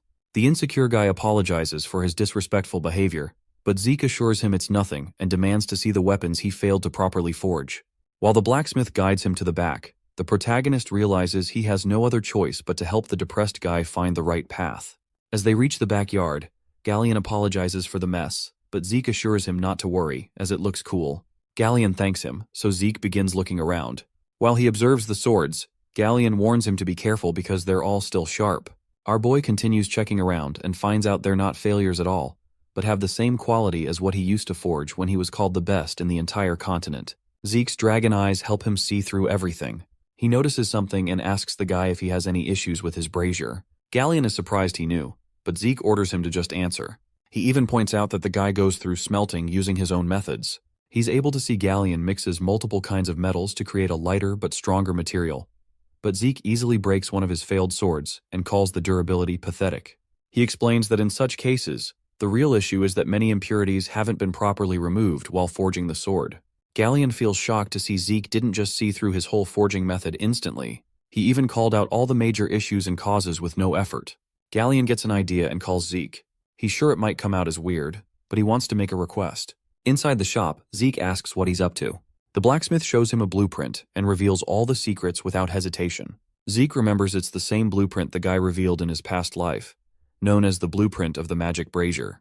Galleon didn't want to hide his secrets from someone who saved his life, so he revealed the blueprint. He does the same this time. Zeke believes the smelting method will become flawless with this. Galleon expected our boy to recognize it, but Zeke wonders why he's not working on it even though he has the blueprint. Galleon explains he's still missing the most important part, but the Magic Tower's commission fee is 10,000 gold coins. Even a normal family only spends 10 golds monthly. It's 10 times more than that. Our boy finally understands why it took him a good 10 years to become successful. He admits the price is totally insane.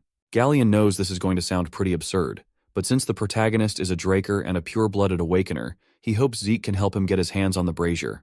In return, he's willing to do any and all commissions for free as long as he is alive. Zeke contemplates and finds the request almost impossible because he's not the family's guardian knight, so there's no way he can gather an absurd amount like that, even as a pure blood. He needs Graham, the Sword of Radiance, so he thinks of a solution.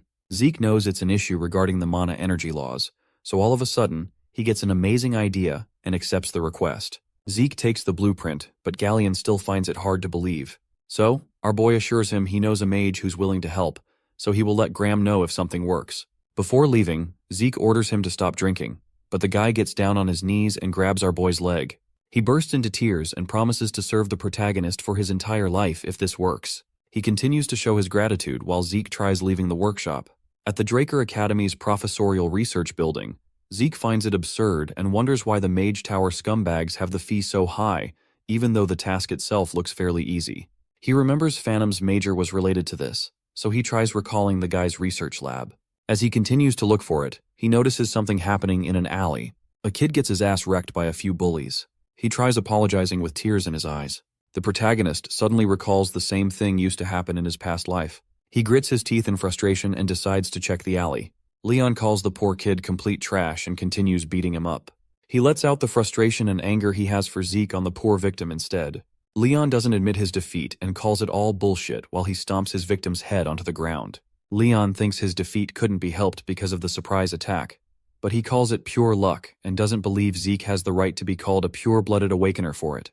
As soon as Zeke appears and speaks up, Leon's expression instantly changes. The protagonist arrogantly smiles but suddenly becomes serious, and with terrifyingly cold eyes, he orders the bullies to get on their knees if they love their life. Leon calls him out for his arrogance and doubts he actually went through any real pureblood awakening, but the protagonist shuts him up and terrifyingly orders him to bow down, or else he's done. His words send chills down Leon's spine. He becomes scared and starts sweating anxiously, but the bully wonders why he's feeling such insane pressure, even though Zeke was completely insignificant just a few months ago. Leon grits his teeth in anger and frustratingly calls him an inferior guy. He orders his goons to rush and attack the protagonist at once, but Zeke remains unfazed despite seeing a punch coming. He warns them once more and easily dodges the punch. Our boy wrecks the first guy, moves forward, and defeats another. Zeke grabs the kid flying at him and throws him back. With ease, he destroys the whole gang instantly. While watching the whole shit show, Leon sweats anxiously, and it's hard for him to believe this is the same Zeke he knew. The protagonist approaches him and arrogantly assures the wimpy guy not to worry, as it's going to hurt just for a second. Leon pulls out his sword in fear and orders the protagonist to stay away, or else he's going to get injured. Zeke reminds him what it means to pull out a weapon in the training area. The wimp sweats anxiously and becomes speechless, just to save himself from the murderous intent of Leon, who pulled out his sword outside the holy training ground. Zeke announces that he's going to fight back in the name of honor. He pulls out his sword as well and makes it clear that their battle will only end once one of them finally dies. Whoever drew his sword first takes the responsibility for whatever's going to happen, and the opponent is not going to be at fault despite the outcome. Zeke turns Liam, the beat-up goon, into their witness and then starts the fight, but the wimpy bully stops him and apologizes. Leon pisses his pants as well and begs the protagonist to let him go this once. Our boy recalls what happened in his past life, so he calls Leon a trashy scumbag and, in a flash, cuts the bully's ear as payment for what he did. Leon starts screaming in pain, but the merciless protagonist warns him to never attach it back, or else he's going to get his head chopped off the next time they encounter each other. The victim calls Zeke and asks why he went out of his way to save the guy. Our boy brushes it off since he wasn't helping anyone. He was just helping himself. While leaving, he wonders if Galleon made him change, as he almost said something embarrassing. He finally finds the professor and asks if it's doable. Phantom gives him a straightforward answer and reveals it's possible. Zeke leaves it up to him, but the guy stops our boy and requests him to properly listen to what he has to say. Phantom explains the overall composition is not hard, but the real issue is its core that's required for power output. The core is said to be the heart of the machine, but since this circuit has a lot of weird restrictions, it might look small but needs a lot of energy. They also have to manipulate the output on time. Zeke understands everything and asks if there's a way to make it. The professor explains they have two options. He can maybe make a few changes in the design because of the core's condition, but he disappointingly mentions such a task is going to take a whole decade or maybe 15 years. Zeke is shocked by this, but the professor repeats it's going to take an insane amount of time. He continues and explains the second method will help them completely avoid redoing the core's design by just using a different material. He admits this method will help them save so much time, but the material they need for it is a high-compression mana stone. Zeke finds it absurd and gets up as soon as he hears about it. He remembers it's an insanely rare ancient artifact that no one can replicate even with modern technology. Phantom calls him correct and reminds him finding such materials in a ruin is even harder. To get their hands on a stone that will work with their original design, it's going to cost them 3,000 gold. Zeke becomes speechless at first. His frustration is expected, as he might get kicked out if someone catches on and learns he's not an aura user. 15 years is just too long, but he scratches his head and admits he can't manage 3,000 gold coins either. It's hard for him to admit defeat and just forget about the blacksmith. Almost everyone believes he's capable of using aura because of the event during the blessing rite, but the truth is, it was just a fake reaction he was able to show using his ether and healing abilities. He still can't change the fact that he's not capable of using aura. Ether is a power normal humans can't control. Besides the skill Spirit of the Soul, he can't use any sword skills that involve aura. But even with that skill, the only thing he can manage is reinforcing the sword and swinging it around. Compared to Ether, aura is a lot easier to use, so he has to somehow get his hands on Gram, the Sword of Radiance. Zeke remains frustrated and keeps thinking about the Mana Stone to somehow find a solution. Phantom expresses his astonishment and believes whoever came up with the blueprints is probably incredible. He calls it an efficient design and believes even among the Golden Age relics, it's rare for someone to create this. Zeke listens to his words and suddenly gets an idea. He gets up and orders the professor to handle the design until he comes back. The confused professor asks if Zeke wants him to redo the design and spend 15 years of his life, but Zeke clarifies he's going to bring one. He confidently shares he knows how to get his hands on a high-compression mana stone. The Golden Age, the Liberation War began so humanity could finally escape the rule of dragons. It ended once the evil dragon Bahamut died by the hands of Terrakin Draker. Humanity finally got peace for a whole century, but during that time, the ancient relics discovered inside the dragon's lair became the remnants of the Age of the Hero King, the prime age of magic. All of these relics surpassed whatever humans could create. Among them was the high-compression mana stone. It had enough energy to sustain a whole village's mana needs easily. A relic from the hero's era. Our boy reaches the Draker Academy Central Library. Even though no one uses it anymore, the Central Library is still being maintained because everyone believes the hero Terrakin Draker established it himself. Decades ago, when the record rooms were being expanded, multiple relics from the Golden Age were discovered. The Magic Tower and the Archmage of Nirvana didn't waste any time getting involved. During those months, many relics from the hero's era were found, and rumors about them spread through the whole continent instantly. Zeke remembers that's what happened in his past life. He enters the library and believes the relics still haven't been discovered by anyone. He can try all day but doubts he'll find them so easily, so he uses his dragon eyes and roams through the whole library. He finally notices a weird tile, so he taps it to confirm if something's behind it or not. He enables the soul of the spirit and remembers it's the only use for ether his master taught him. Ether is capable of materializing, so the user can apply any kind of properties like cut to use it in different situations. It still has a lot of cons and drawbacks. Ether can't be used unless the user expends a large amount of it to do anything at all. He starts feeling fatigued right after using the technique, but without wasting any time, he enters through the tile. Inside a cave, he lights a fire and remembers the news in his past life never mentioned it was this deep. He suddenly hears something, even though he remembers the ruins were discovered at least a decade later. He wonders if someone already uncovered it, but he takes a peek and notices skeletons with shovels and pickaxes in their hands. He uses his dragon eye to confirm they're not made by a lich, so he decides to enable critical strike and instantly moves forward to destroy them. He receives 2 karma points for defeating them. Zeke smiles and guesses he completely forgot about karma points because he was too focused on getting his hands on the artifact. He suddenly makes a wicked face and believes it is the perfect opportunity to farm karma points. He continues moving forward and wrecks 20 more skeletons for karma points. The system shows all the options he has, so he decides to look through whatever he can buy. After seeing the karma point requirements, he learns that besides a mini-map, nothing's affordable right now, so he quickly buys it. The system shows him his exact location. He finds it similar to a magic map. Something catches his attention, so he wonders what it is. The mini-map becomes 3D instantly. Zeke is amazed by it, but finds out only a single room has a different color. The system shows it's a storage room, so if he says yes, it'll provide directions for it. Zeke is shocked as he remembers the search party took multiple days to find the storage room, but he was able to discover it without any effort. The system gives him the best route for it, which is hard for Zeke to believe, as there's no way he will get lost with such a useful skill. He finally reaches his destination but finds a huge door in front of him. He wonders what he's supposed to do now since the door is not going to open up with just a simple push. He tries it anyway, but a weird magic repels his hand. He guesses this is why the Archmage of Nirvana and the Magic Tower were involved. He looks at his burning glove and believes he would have lost a hand back there. He doubts he can open it, so he asks the system. It replies and connects with the security device because of his request. The system tries but fails, so it activates the manual device instead.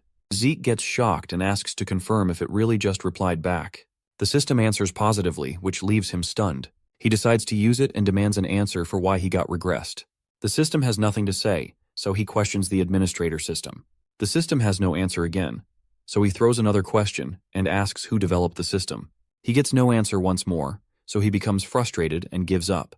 Zeke orders it to just open the door, so the system confirms his request and opens the door of the Dragonslayer's storage room. Zeke feels astonished as soon as he lays eyes on the chests inside the room. Just like what happened in his past life, all the chests are filled with valuable relics and treasures. Obtaining any of them in ruins is nothing more than a miracle. He goes through all the chests and finally finds the compression mana stones. He finds 4, so he uses a karma point to expand his inventory and keep one. He doesn't have enough storage, so Zeke decides to someday return once he can take everything with him. He thinks it's enough, but as soon as he's about to leave, our protagonist gets a weird, ominous feeling. So he looks back and, out of nowhere, multiple magic circles appear around him and teleport him somewhere else.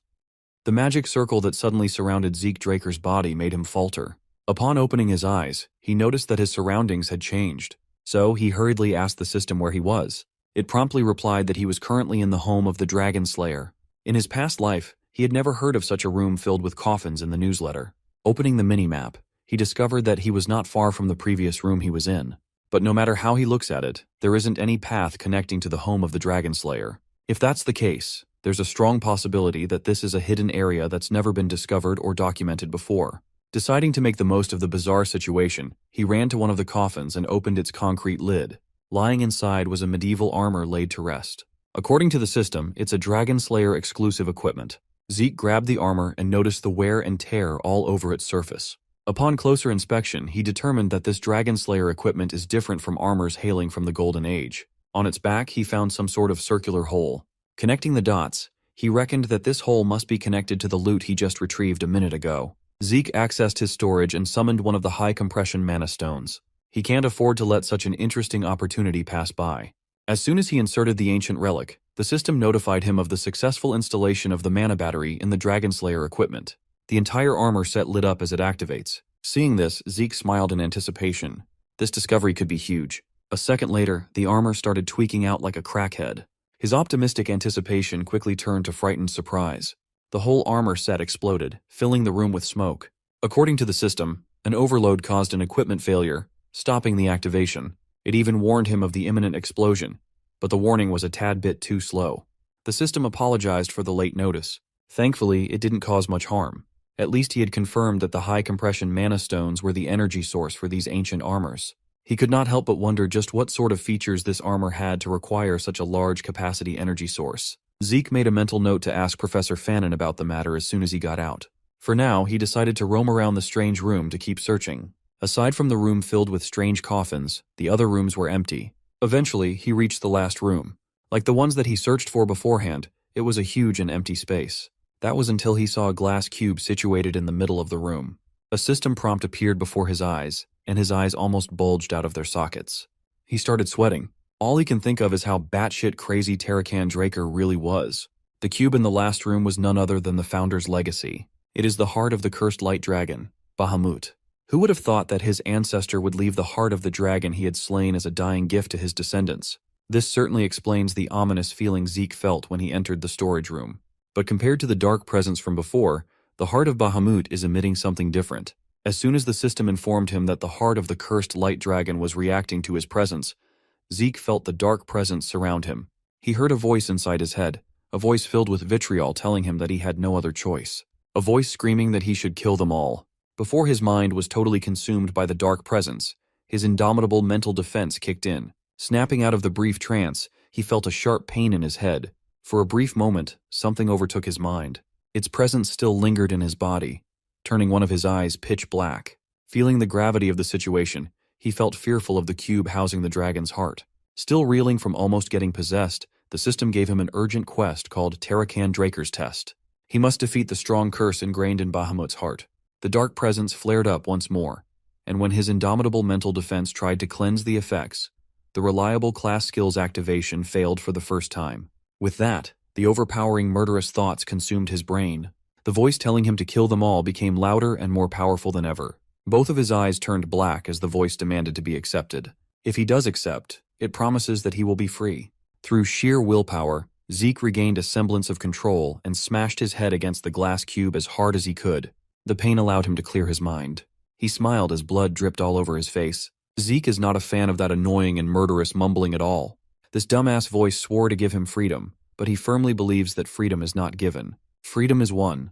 The glass cube shattered into a million pieces as he successfully overcomes the Light Dragon's curse, completing the urgent quest. As a reward, he has been granted ownership over Tarakan Draker's dying gift. The mental fatigue quickly caught up with him. If he didn't have the willpower after his skill failed, the situation could have been a lot worse. His body sensed the damage and triggered his healing factor and infinite stamina to recover. With that, the absorption process for the heart of the cursed light dragon, Bahamut, has started. He looked up to see the heart shining with vigorous light as it floated over to his chest. A domineering power filled his flesh and bones, causing unimaginable agony. As far as he can tell, a pure and dense source of mana he had never encountered before is starting to flow into every cell in his body. This is bad news for someone like him who doesn't have a single circle to properly accept such an intense torrent of mana. Without a place to be stored, All that mana is overwhelming and destroying his body in the most unbearable manner. Zeke knows he has to do something, anything, or this process could be his end. With a skillful sleight of hand, he summoned the purple ether. Using the spirit of the soul, he created a mini black hole to seal the unimaginable quantity of mana. With an extremely limited array of skills in his arsenal, he reckoned that using ether was his only hope. Zeke gritted his teeth as he poured all of his concentration to maintain the ether hole seal in his hands. This eventually caused a massive explosion of magic. With him as the epicenter, the entire room was filled with thundering smoke. The explosion opened a massive crater. Fortunately, Zeke is still in one piece. All the nerve endings in his body are screaming with torturous pain. As soon as the pain started subsiding, he sighed in relief. It was tough, but he managed to make it out alive. His uniform was torn up, and on his chest appeared the mark of Bahamut. The heart inside the shattered glass cube had vanished. Bahamut's mana was no joke. It's a miracle that he survived, thanks to his quick thinking. From the shattered remains of the cube, he saw the reflection of the mark on his chest. It seems like the sealing of Bahamut's rampaging mana yielded some surprising results. Finally, the system notified him of the successful absorption of the cursed light dragon's heart. The absorbed mana has drastically changed his body. His constitution has been changed from ordinary to divine. Upon detection of a power that he can't control as of yet, the system compressed and sealed 95% of its force. As the inheritor of the ancestors' legacy, he has obtained the right to open Terrakin Draker's secure library. The beginner quest book has been unlocked, along with the tutorial for the low-level administrator. Zeke scratched his head. A divine body, Terrakin's library, some sort of tutorial. He has no clue what the hell all these things are. Still confused, he dismissed all the prompts except for one. It looks like the first Dragonslayer was feeling generous in his deathbed all those centuries ago. A prompt asking him if he would like to open Terrakin Draker's other dying gift appeared before his eyes. Just when he thought he couldn't be more surprised, Zeke finally laid his eyes upon Terrakin's second gift. Upon finishing his brush with death in that forsaken room, Zeke made his way back to the Platinum Mansion. He stored the treasures he looted in a secure spot while his eyes were fixated on the system prompt in front of him. His title has changed to the one who received the blessing of the ancient dragon, the inheritor of Terrakin Draker. He gained the authority of dragon control and the divine body constitution. Among the new additions in his arsenal, he was most curious about the draconian skill called incantation. This locked skill will fill his words with power. He gained a lot after that close call with the afterlife, but he's still too weak to fully utilize some of the rewards. Draconic control gives him control over Dragonkin. Dragons under his control can be summoned and will follow his orders unconditionally. As for the divine body, it will allow him to perform at the highest level. His rate of learning for combat and the transfer rate of ether within his body have increased. The descriptions aren't really helping him grasp the whole picture, so maybe some practical tests would. Aside from the ancestor's second dying gift, there's another window related to Terrakin. While he has been granted access to Terrakin Draker's secure library, an information update is still needed. As helpful as ever, the system offered to mark the location where he could obtain the update on his minimap. Zeke is not happy with the extra work, but it can't be helped. Much to his surprise, he recognized the location marked on his minimap. From the appearance of the layout, it looked like Valhalla. You see, Valhalla is the most prestigious knight training institution out there. Individuals other than administrators are unable to view, let alone enter, that area. As he is right now, even Zeke would have trouble entering such a place. To make matters worse, he wasn't even planning on joining the institution in this life. But if something related to Terrakin's dying gift can be found there, it might be worth adjusting his plans. It seems like fate is pushing him to keep being a part of this damned family. The next thing he parsed through is the beginner quest book. The tutorial for low-level administrators will soon start. Upon completion, he will be given a quest to boost his growth. With quests come rewards. Zeke likened this quest system to the missions from an adventurer's guild or mercenary assignments. Curious, he asked the system what the tutorial entailed. Without giving him any time to respond, the start of the quest was automatically triggered. His surroundings started to shift. It was as if reality itself was changing before his eyes. A few seconds later, he found himself in what appeared to be a separate dimension. Grid lines appeared below his feet, and endless darkness surrounded him. The young man remained calm. He looked around to get an idea of where he was. It seems like he has been teleported like before. Being transported against his will twice in a day is crazy. But it feels a little different this time. Instead of a physical plane, it feels like the entire area has shifted. It's like he was rendered in a completely different dimension. Without warning, he felt a hostile presence charging from behind. Turning around, he saw orcs lunging at him with their spiked clubs. Finally, the system explained that for the tutorial quest, he must defeat the monsters within 60 minutes using 2 or more different skills. Upon completion, he will be rewarded with points and system store unlock. While still in thought, his battle senses kicked in, and a sword materialized in his hand. It seems like this tutorial is creating situations where he can take advantage of the system. It would have been nice if he had this feature before. As 3 orcs swung at him from 3 different angles, Zeke vanished in an instant. The attacks caused the entire tutorial area to ripple. With quick succession, he activated swift steps and continuous slash to evade and counter appropriately. These types of monsters are no longer a threat to him. He can simply dice their body up without exerting much effort. He noticed that the claymore he'd been using felt light as a feather. This boost in raw strength must be one of the effects of having a divine body constitution.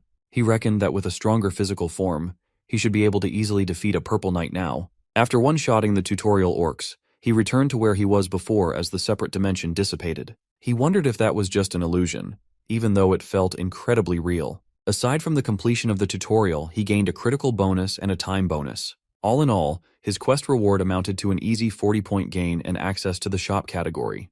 He was extremely pleased to find out that he can now buy items through the system. Zeke hurriedly opened the shop tab and saw a bunch of amazing items for sale. Among the wares were the giant's flesh, the breath of a flame giant, and many more. Every item listed is a rare relic that costs a fortune to buy in the market. Maybe he can use this tab to make a killing by reselling the items. Aside from buying, he can also sell items in his possession within the inventory. His training claymore can't be sold, but the elven dagger is priced at 4 points. By the looks of it, the shop only accepts ancient relics. His elven dagger can be sold for an easy 100 gold pieces in an auction, yet it's only worth 4 points for the system. He decided to not sell anything unless he's really desperate for points.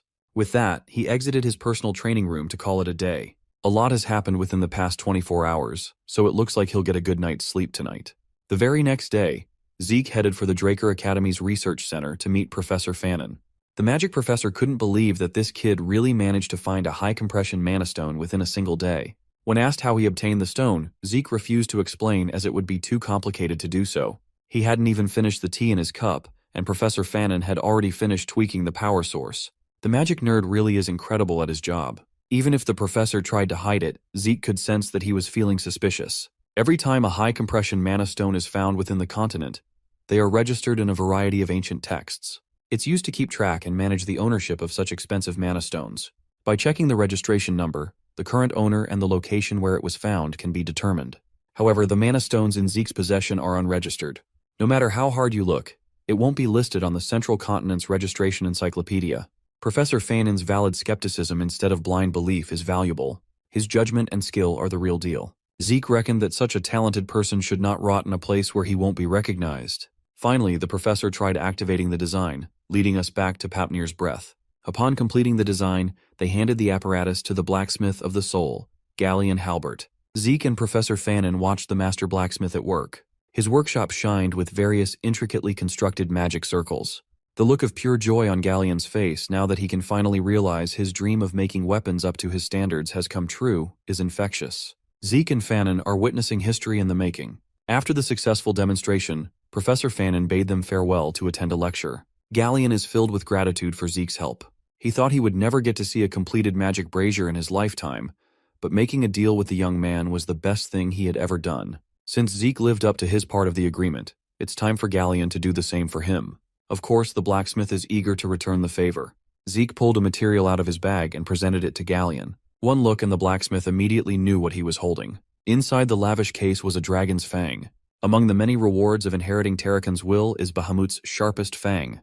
The blacksmithing maniac salivated at the sight of such a big dragon's fang in pristine condition. Tarakan Draker's second dying gift really was the perfect reward.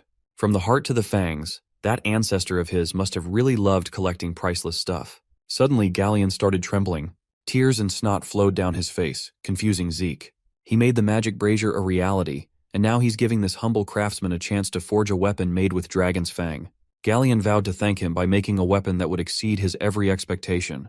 The blacksmith of the soul swore upon his name to create a blade worthy of Zeke, even if it cost his life. Those words were oddly familiar. It was the same vow he had sworn upon in the previous life. Even at Zeke's second chance in life, Gallion is still the same sincere idiot. That fact made Zeke a little emotional inside. Exiting Papnir's breath and leaving the crafting to the expert, Zeke looked forward to what blade Gallion would forge for him. With the best blacksmith in the continent cooking, he'll surely get something out of this world. After the trip at the forge, Zeke headed straight to his room in the Platinum Mansion. He went through a lot just to secure a weapon, and now he can finally chill. It had been a week since his duel with Duke when he received the note saying he should swing by again for round 2. Just as he was thinking that the unhinged gardener would inevitably do something sooner or later, he felt a familiar presence sneak into his room. Standing behind him was Duke Draker, and he looked pissed that Zeke did not take up his invitation. The eccentric knight looked at him with rage, asking for an explanation while emanating blatant bloodlust. By the looks of it, he really wants to kill Zeke right now.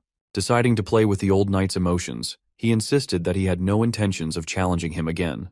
Duke Draker closed the distance between the two of them in a split second and demanded to hear the truth. Zeke struggled to free himself from Duke's grasp. Before he could make a move, the crazy bastard threw him out of the open window. Caught off guard, Zeke felt his body falling victim to gravity.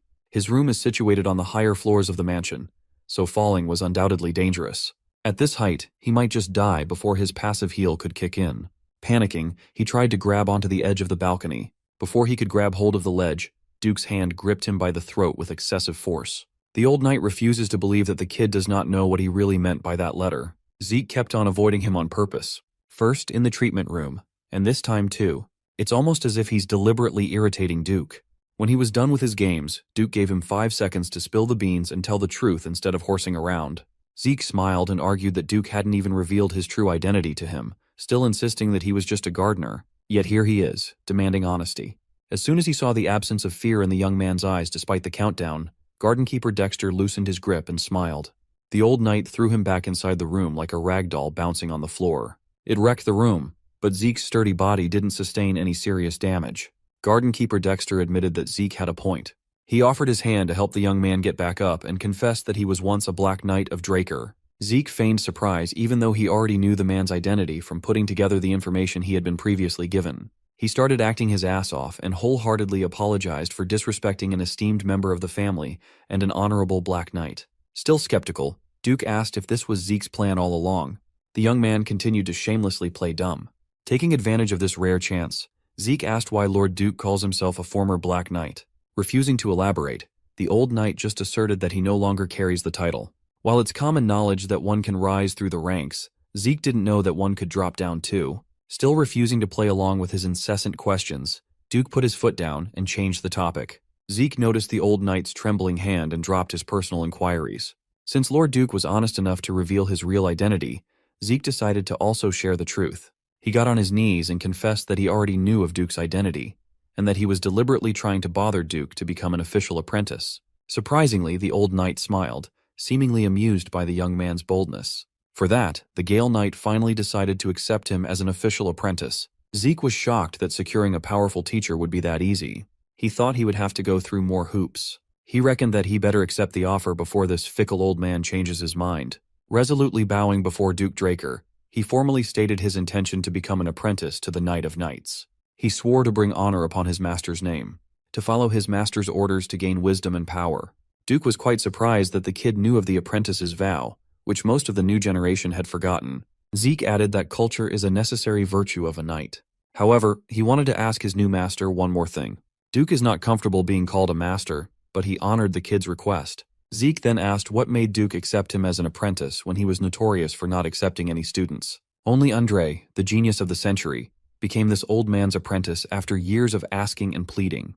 Though Zeke has a general idea of why, he still wants to hear it through Duke's own words. He reckoned that the old knight must have seen a potential that surpassed that of Andre during their duel.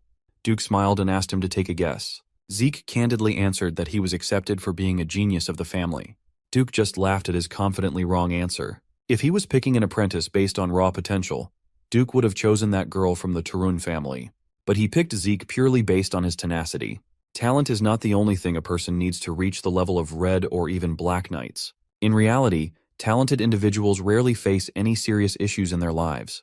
As a result, most of them easily fall in the face of adversity, snuffing out their talent and life in the process. After living through a whole lifetime of hard work and adversity, Zeke could not agree more.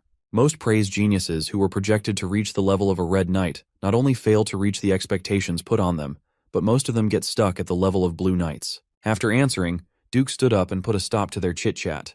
Right now, he wants to take his new apprentice for his first lesson.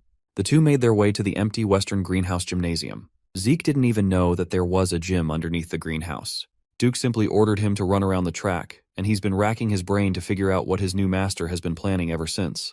3 hours have elapsed since he started, and Duke just continues to observe him wordlessly. Finally, Duke yelled at him to stop and threw him a question. Zeke gladly stopped his jog and asked what his master wanted to know. Before he could react, Duke's hulking body had already appeared behind him. The old knight's hand aimed for Zeke's arm, and the young man instinctively reacted to parry the grab. His battle sense kicked in, and every fiber of his being made him retreat to a safe distance. Duke failed to grab hold of his hands and arm, but the brief moment of contact nearly ruined his special glove. The old knight asked his student if he had a problem with pulse checking. Zeke knew damn well that this sly old bat wasn't just planning to check his pulse. Duke knew something was off with this kid right from the very start. When they fought in the infirmary, when they dueled in the greenhouse, and even after running around the track for 500 laps, Duke did not sense a single drop of aura from the boy's body. He even reacted suspiciously as soon as Duke got close to his wrist. So, the former Black Knight outrightly asked Zeke if he was incapable of using aura. The question prodding at his biggest secret shook Zeke to the bone. Duke had done his research. He saw the bronze statue. He was also aware of the uproar over the never-before-seen golden light that Zeke triggered. If he was wrong in his assumption, then he demanded that Zeke let him examine his pulse. He looked his master in the eye and did not see malicious suspicion, just simple and raw curiosity. Despite the serious scandal that might erupt at the news of a Draker who can't use aura, it seems like Duke's curiosity comes first. Zeke is lucky that Duke is an eccentric bastard. He's still banking on getting his hands on his blade, Graham, to avoid any suspicions about his aura. This is a wake-up call, and he must be more cautious until then. He steeled his resolve. There's no need for him spin lies. Unlike his past life, where he was the first failed awakener in his family, things are different now. Zeke carefully removed the special gloves, stripping the symbol of a pure-blood awakener. He demonstrated his mana reflection, proof that his pure-blooded nature is legitimate. But for unknown reasons, he just can't use aura. Zeke is hoping that sharing truths will cover up his other lies. Still, he apologized to Duke. If it's discovered that a Draker cannot use aura, he's afraid that he'll be chased out of the family. Bro can make himself cry on command and look like a scared little puppy. Give this man an award. Zeke then offered his pulse to be examined, and Duke went ahead and carefully spread his aura inside his apprentice's body. Seeing Zeke cry and look frightened, Duke reckoned that a child is still a child even if this child is holding malak unbefitting of his age. Just as he expected, not a single drop of aura can be detected in the boy's entire body, despite awakening successfully. Duke was stumped. He racked his brain for an answer that wouldn't come. Zeke already expected skepticism even after the pulse examination. That's how absolute the results of the blessing rite are for a Draker. Even if it's true that he cannot awaken to aura, Duke will undoubtedly find a reason to explain the phenomenon, to rationalize, and to deny the evidence in front of him. The old knight labeled him an irregular. Of course, that's his conclusion. People who are not aware of the concept of classes tend to think that way. Still, he played along and asked Duke what an irregular is. His master explained that it refers to people with anomalous abilities. For example, some people have the ability to use aura and mana together. There are also irrational abilities, such as peering into the future. As such, irregulars are not treated very well at all, so it would be better if they kept this secret between master and apprentice. As for his irregular ability, Duke posited that it's his insane stamina and recovery. However, like the damage, healing from an internal would take time. However, that immutable concept does not apply to Zeke. He recovered from serious damages almost instantly before. Duke reckoned that such a fast recovery must have consumed an unspeakable amount of energy. That energy is aura. The old knight hypothesized that because Zeke's aura is being constantly consumed in exchange for stamina and regeneration, there's barely any left to sense and use. Zeke was surprised that this old man churned out a plausible explanation. Keeping up the act, he innocently asked if he would never be able to use aura, afraid that he'd fail to meet his master's expectations. Duke just laughed at such a sentiment and told him not to worry. That's because his Gale Arts is a special and potent art that does not use aura at all. He elaborated that a special art is a special technique personally developed by a knight after reaching the peak. Normally, it's an application or specialization of dragon-slaying arts, thus requiring proper use of aura. But as Gale Arts place paramount importance in training the body, Duke wanted to give his students a demonstration, so he asked Zeke to watch closely. Suddenly, the floor he was standing on cracked under the force of a simple jump. Zeke tried his best to keep track of Duke's insane speed.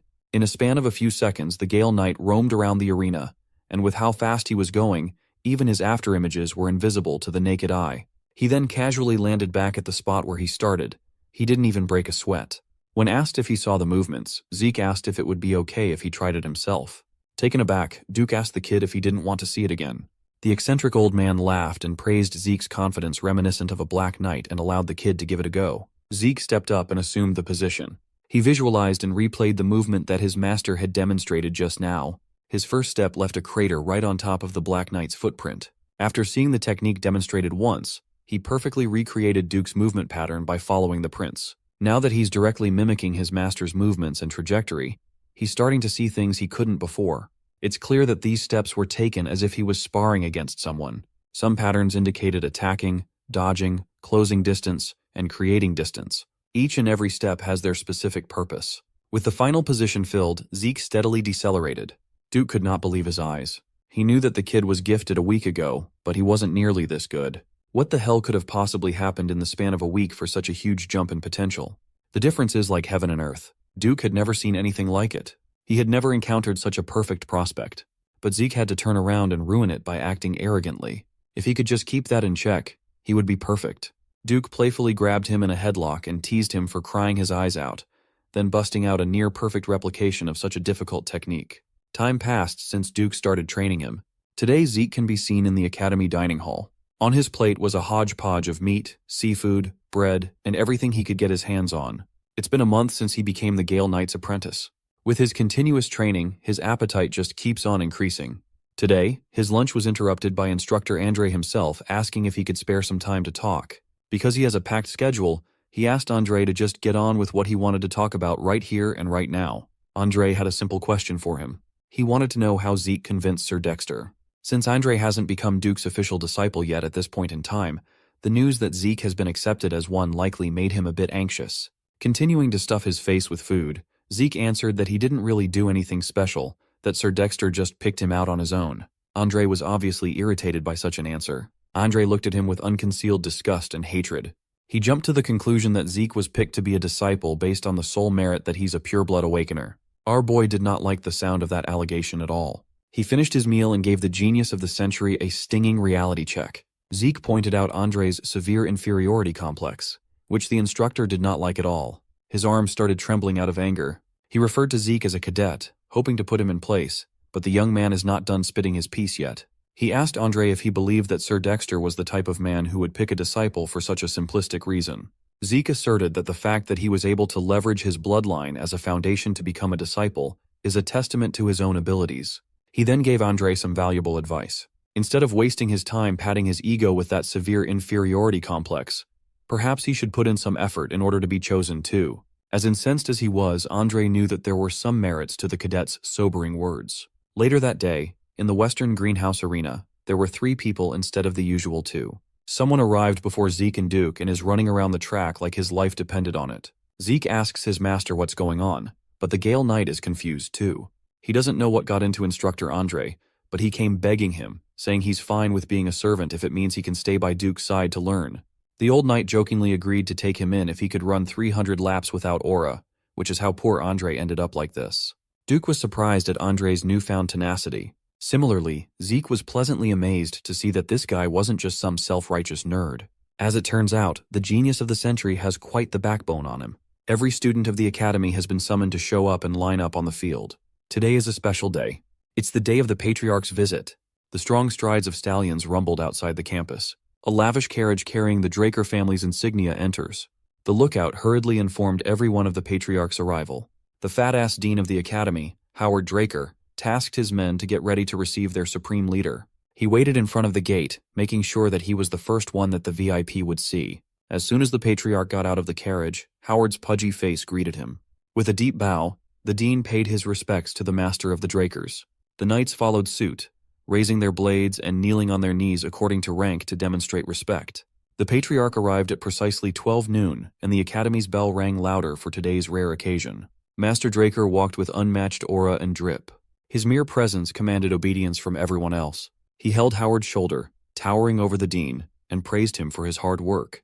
This absolute giga-chad is Arthur Draker, 3rd Transcendent Household's leader, the Dragonslayer Draker's Patriarch.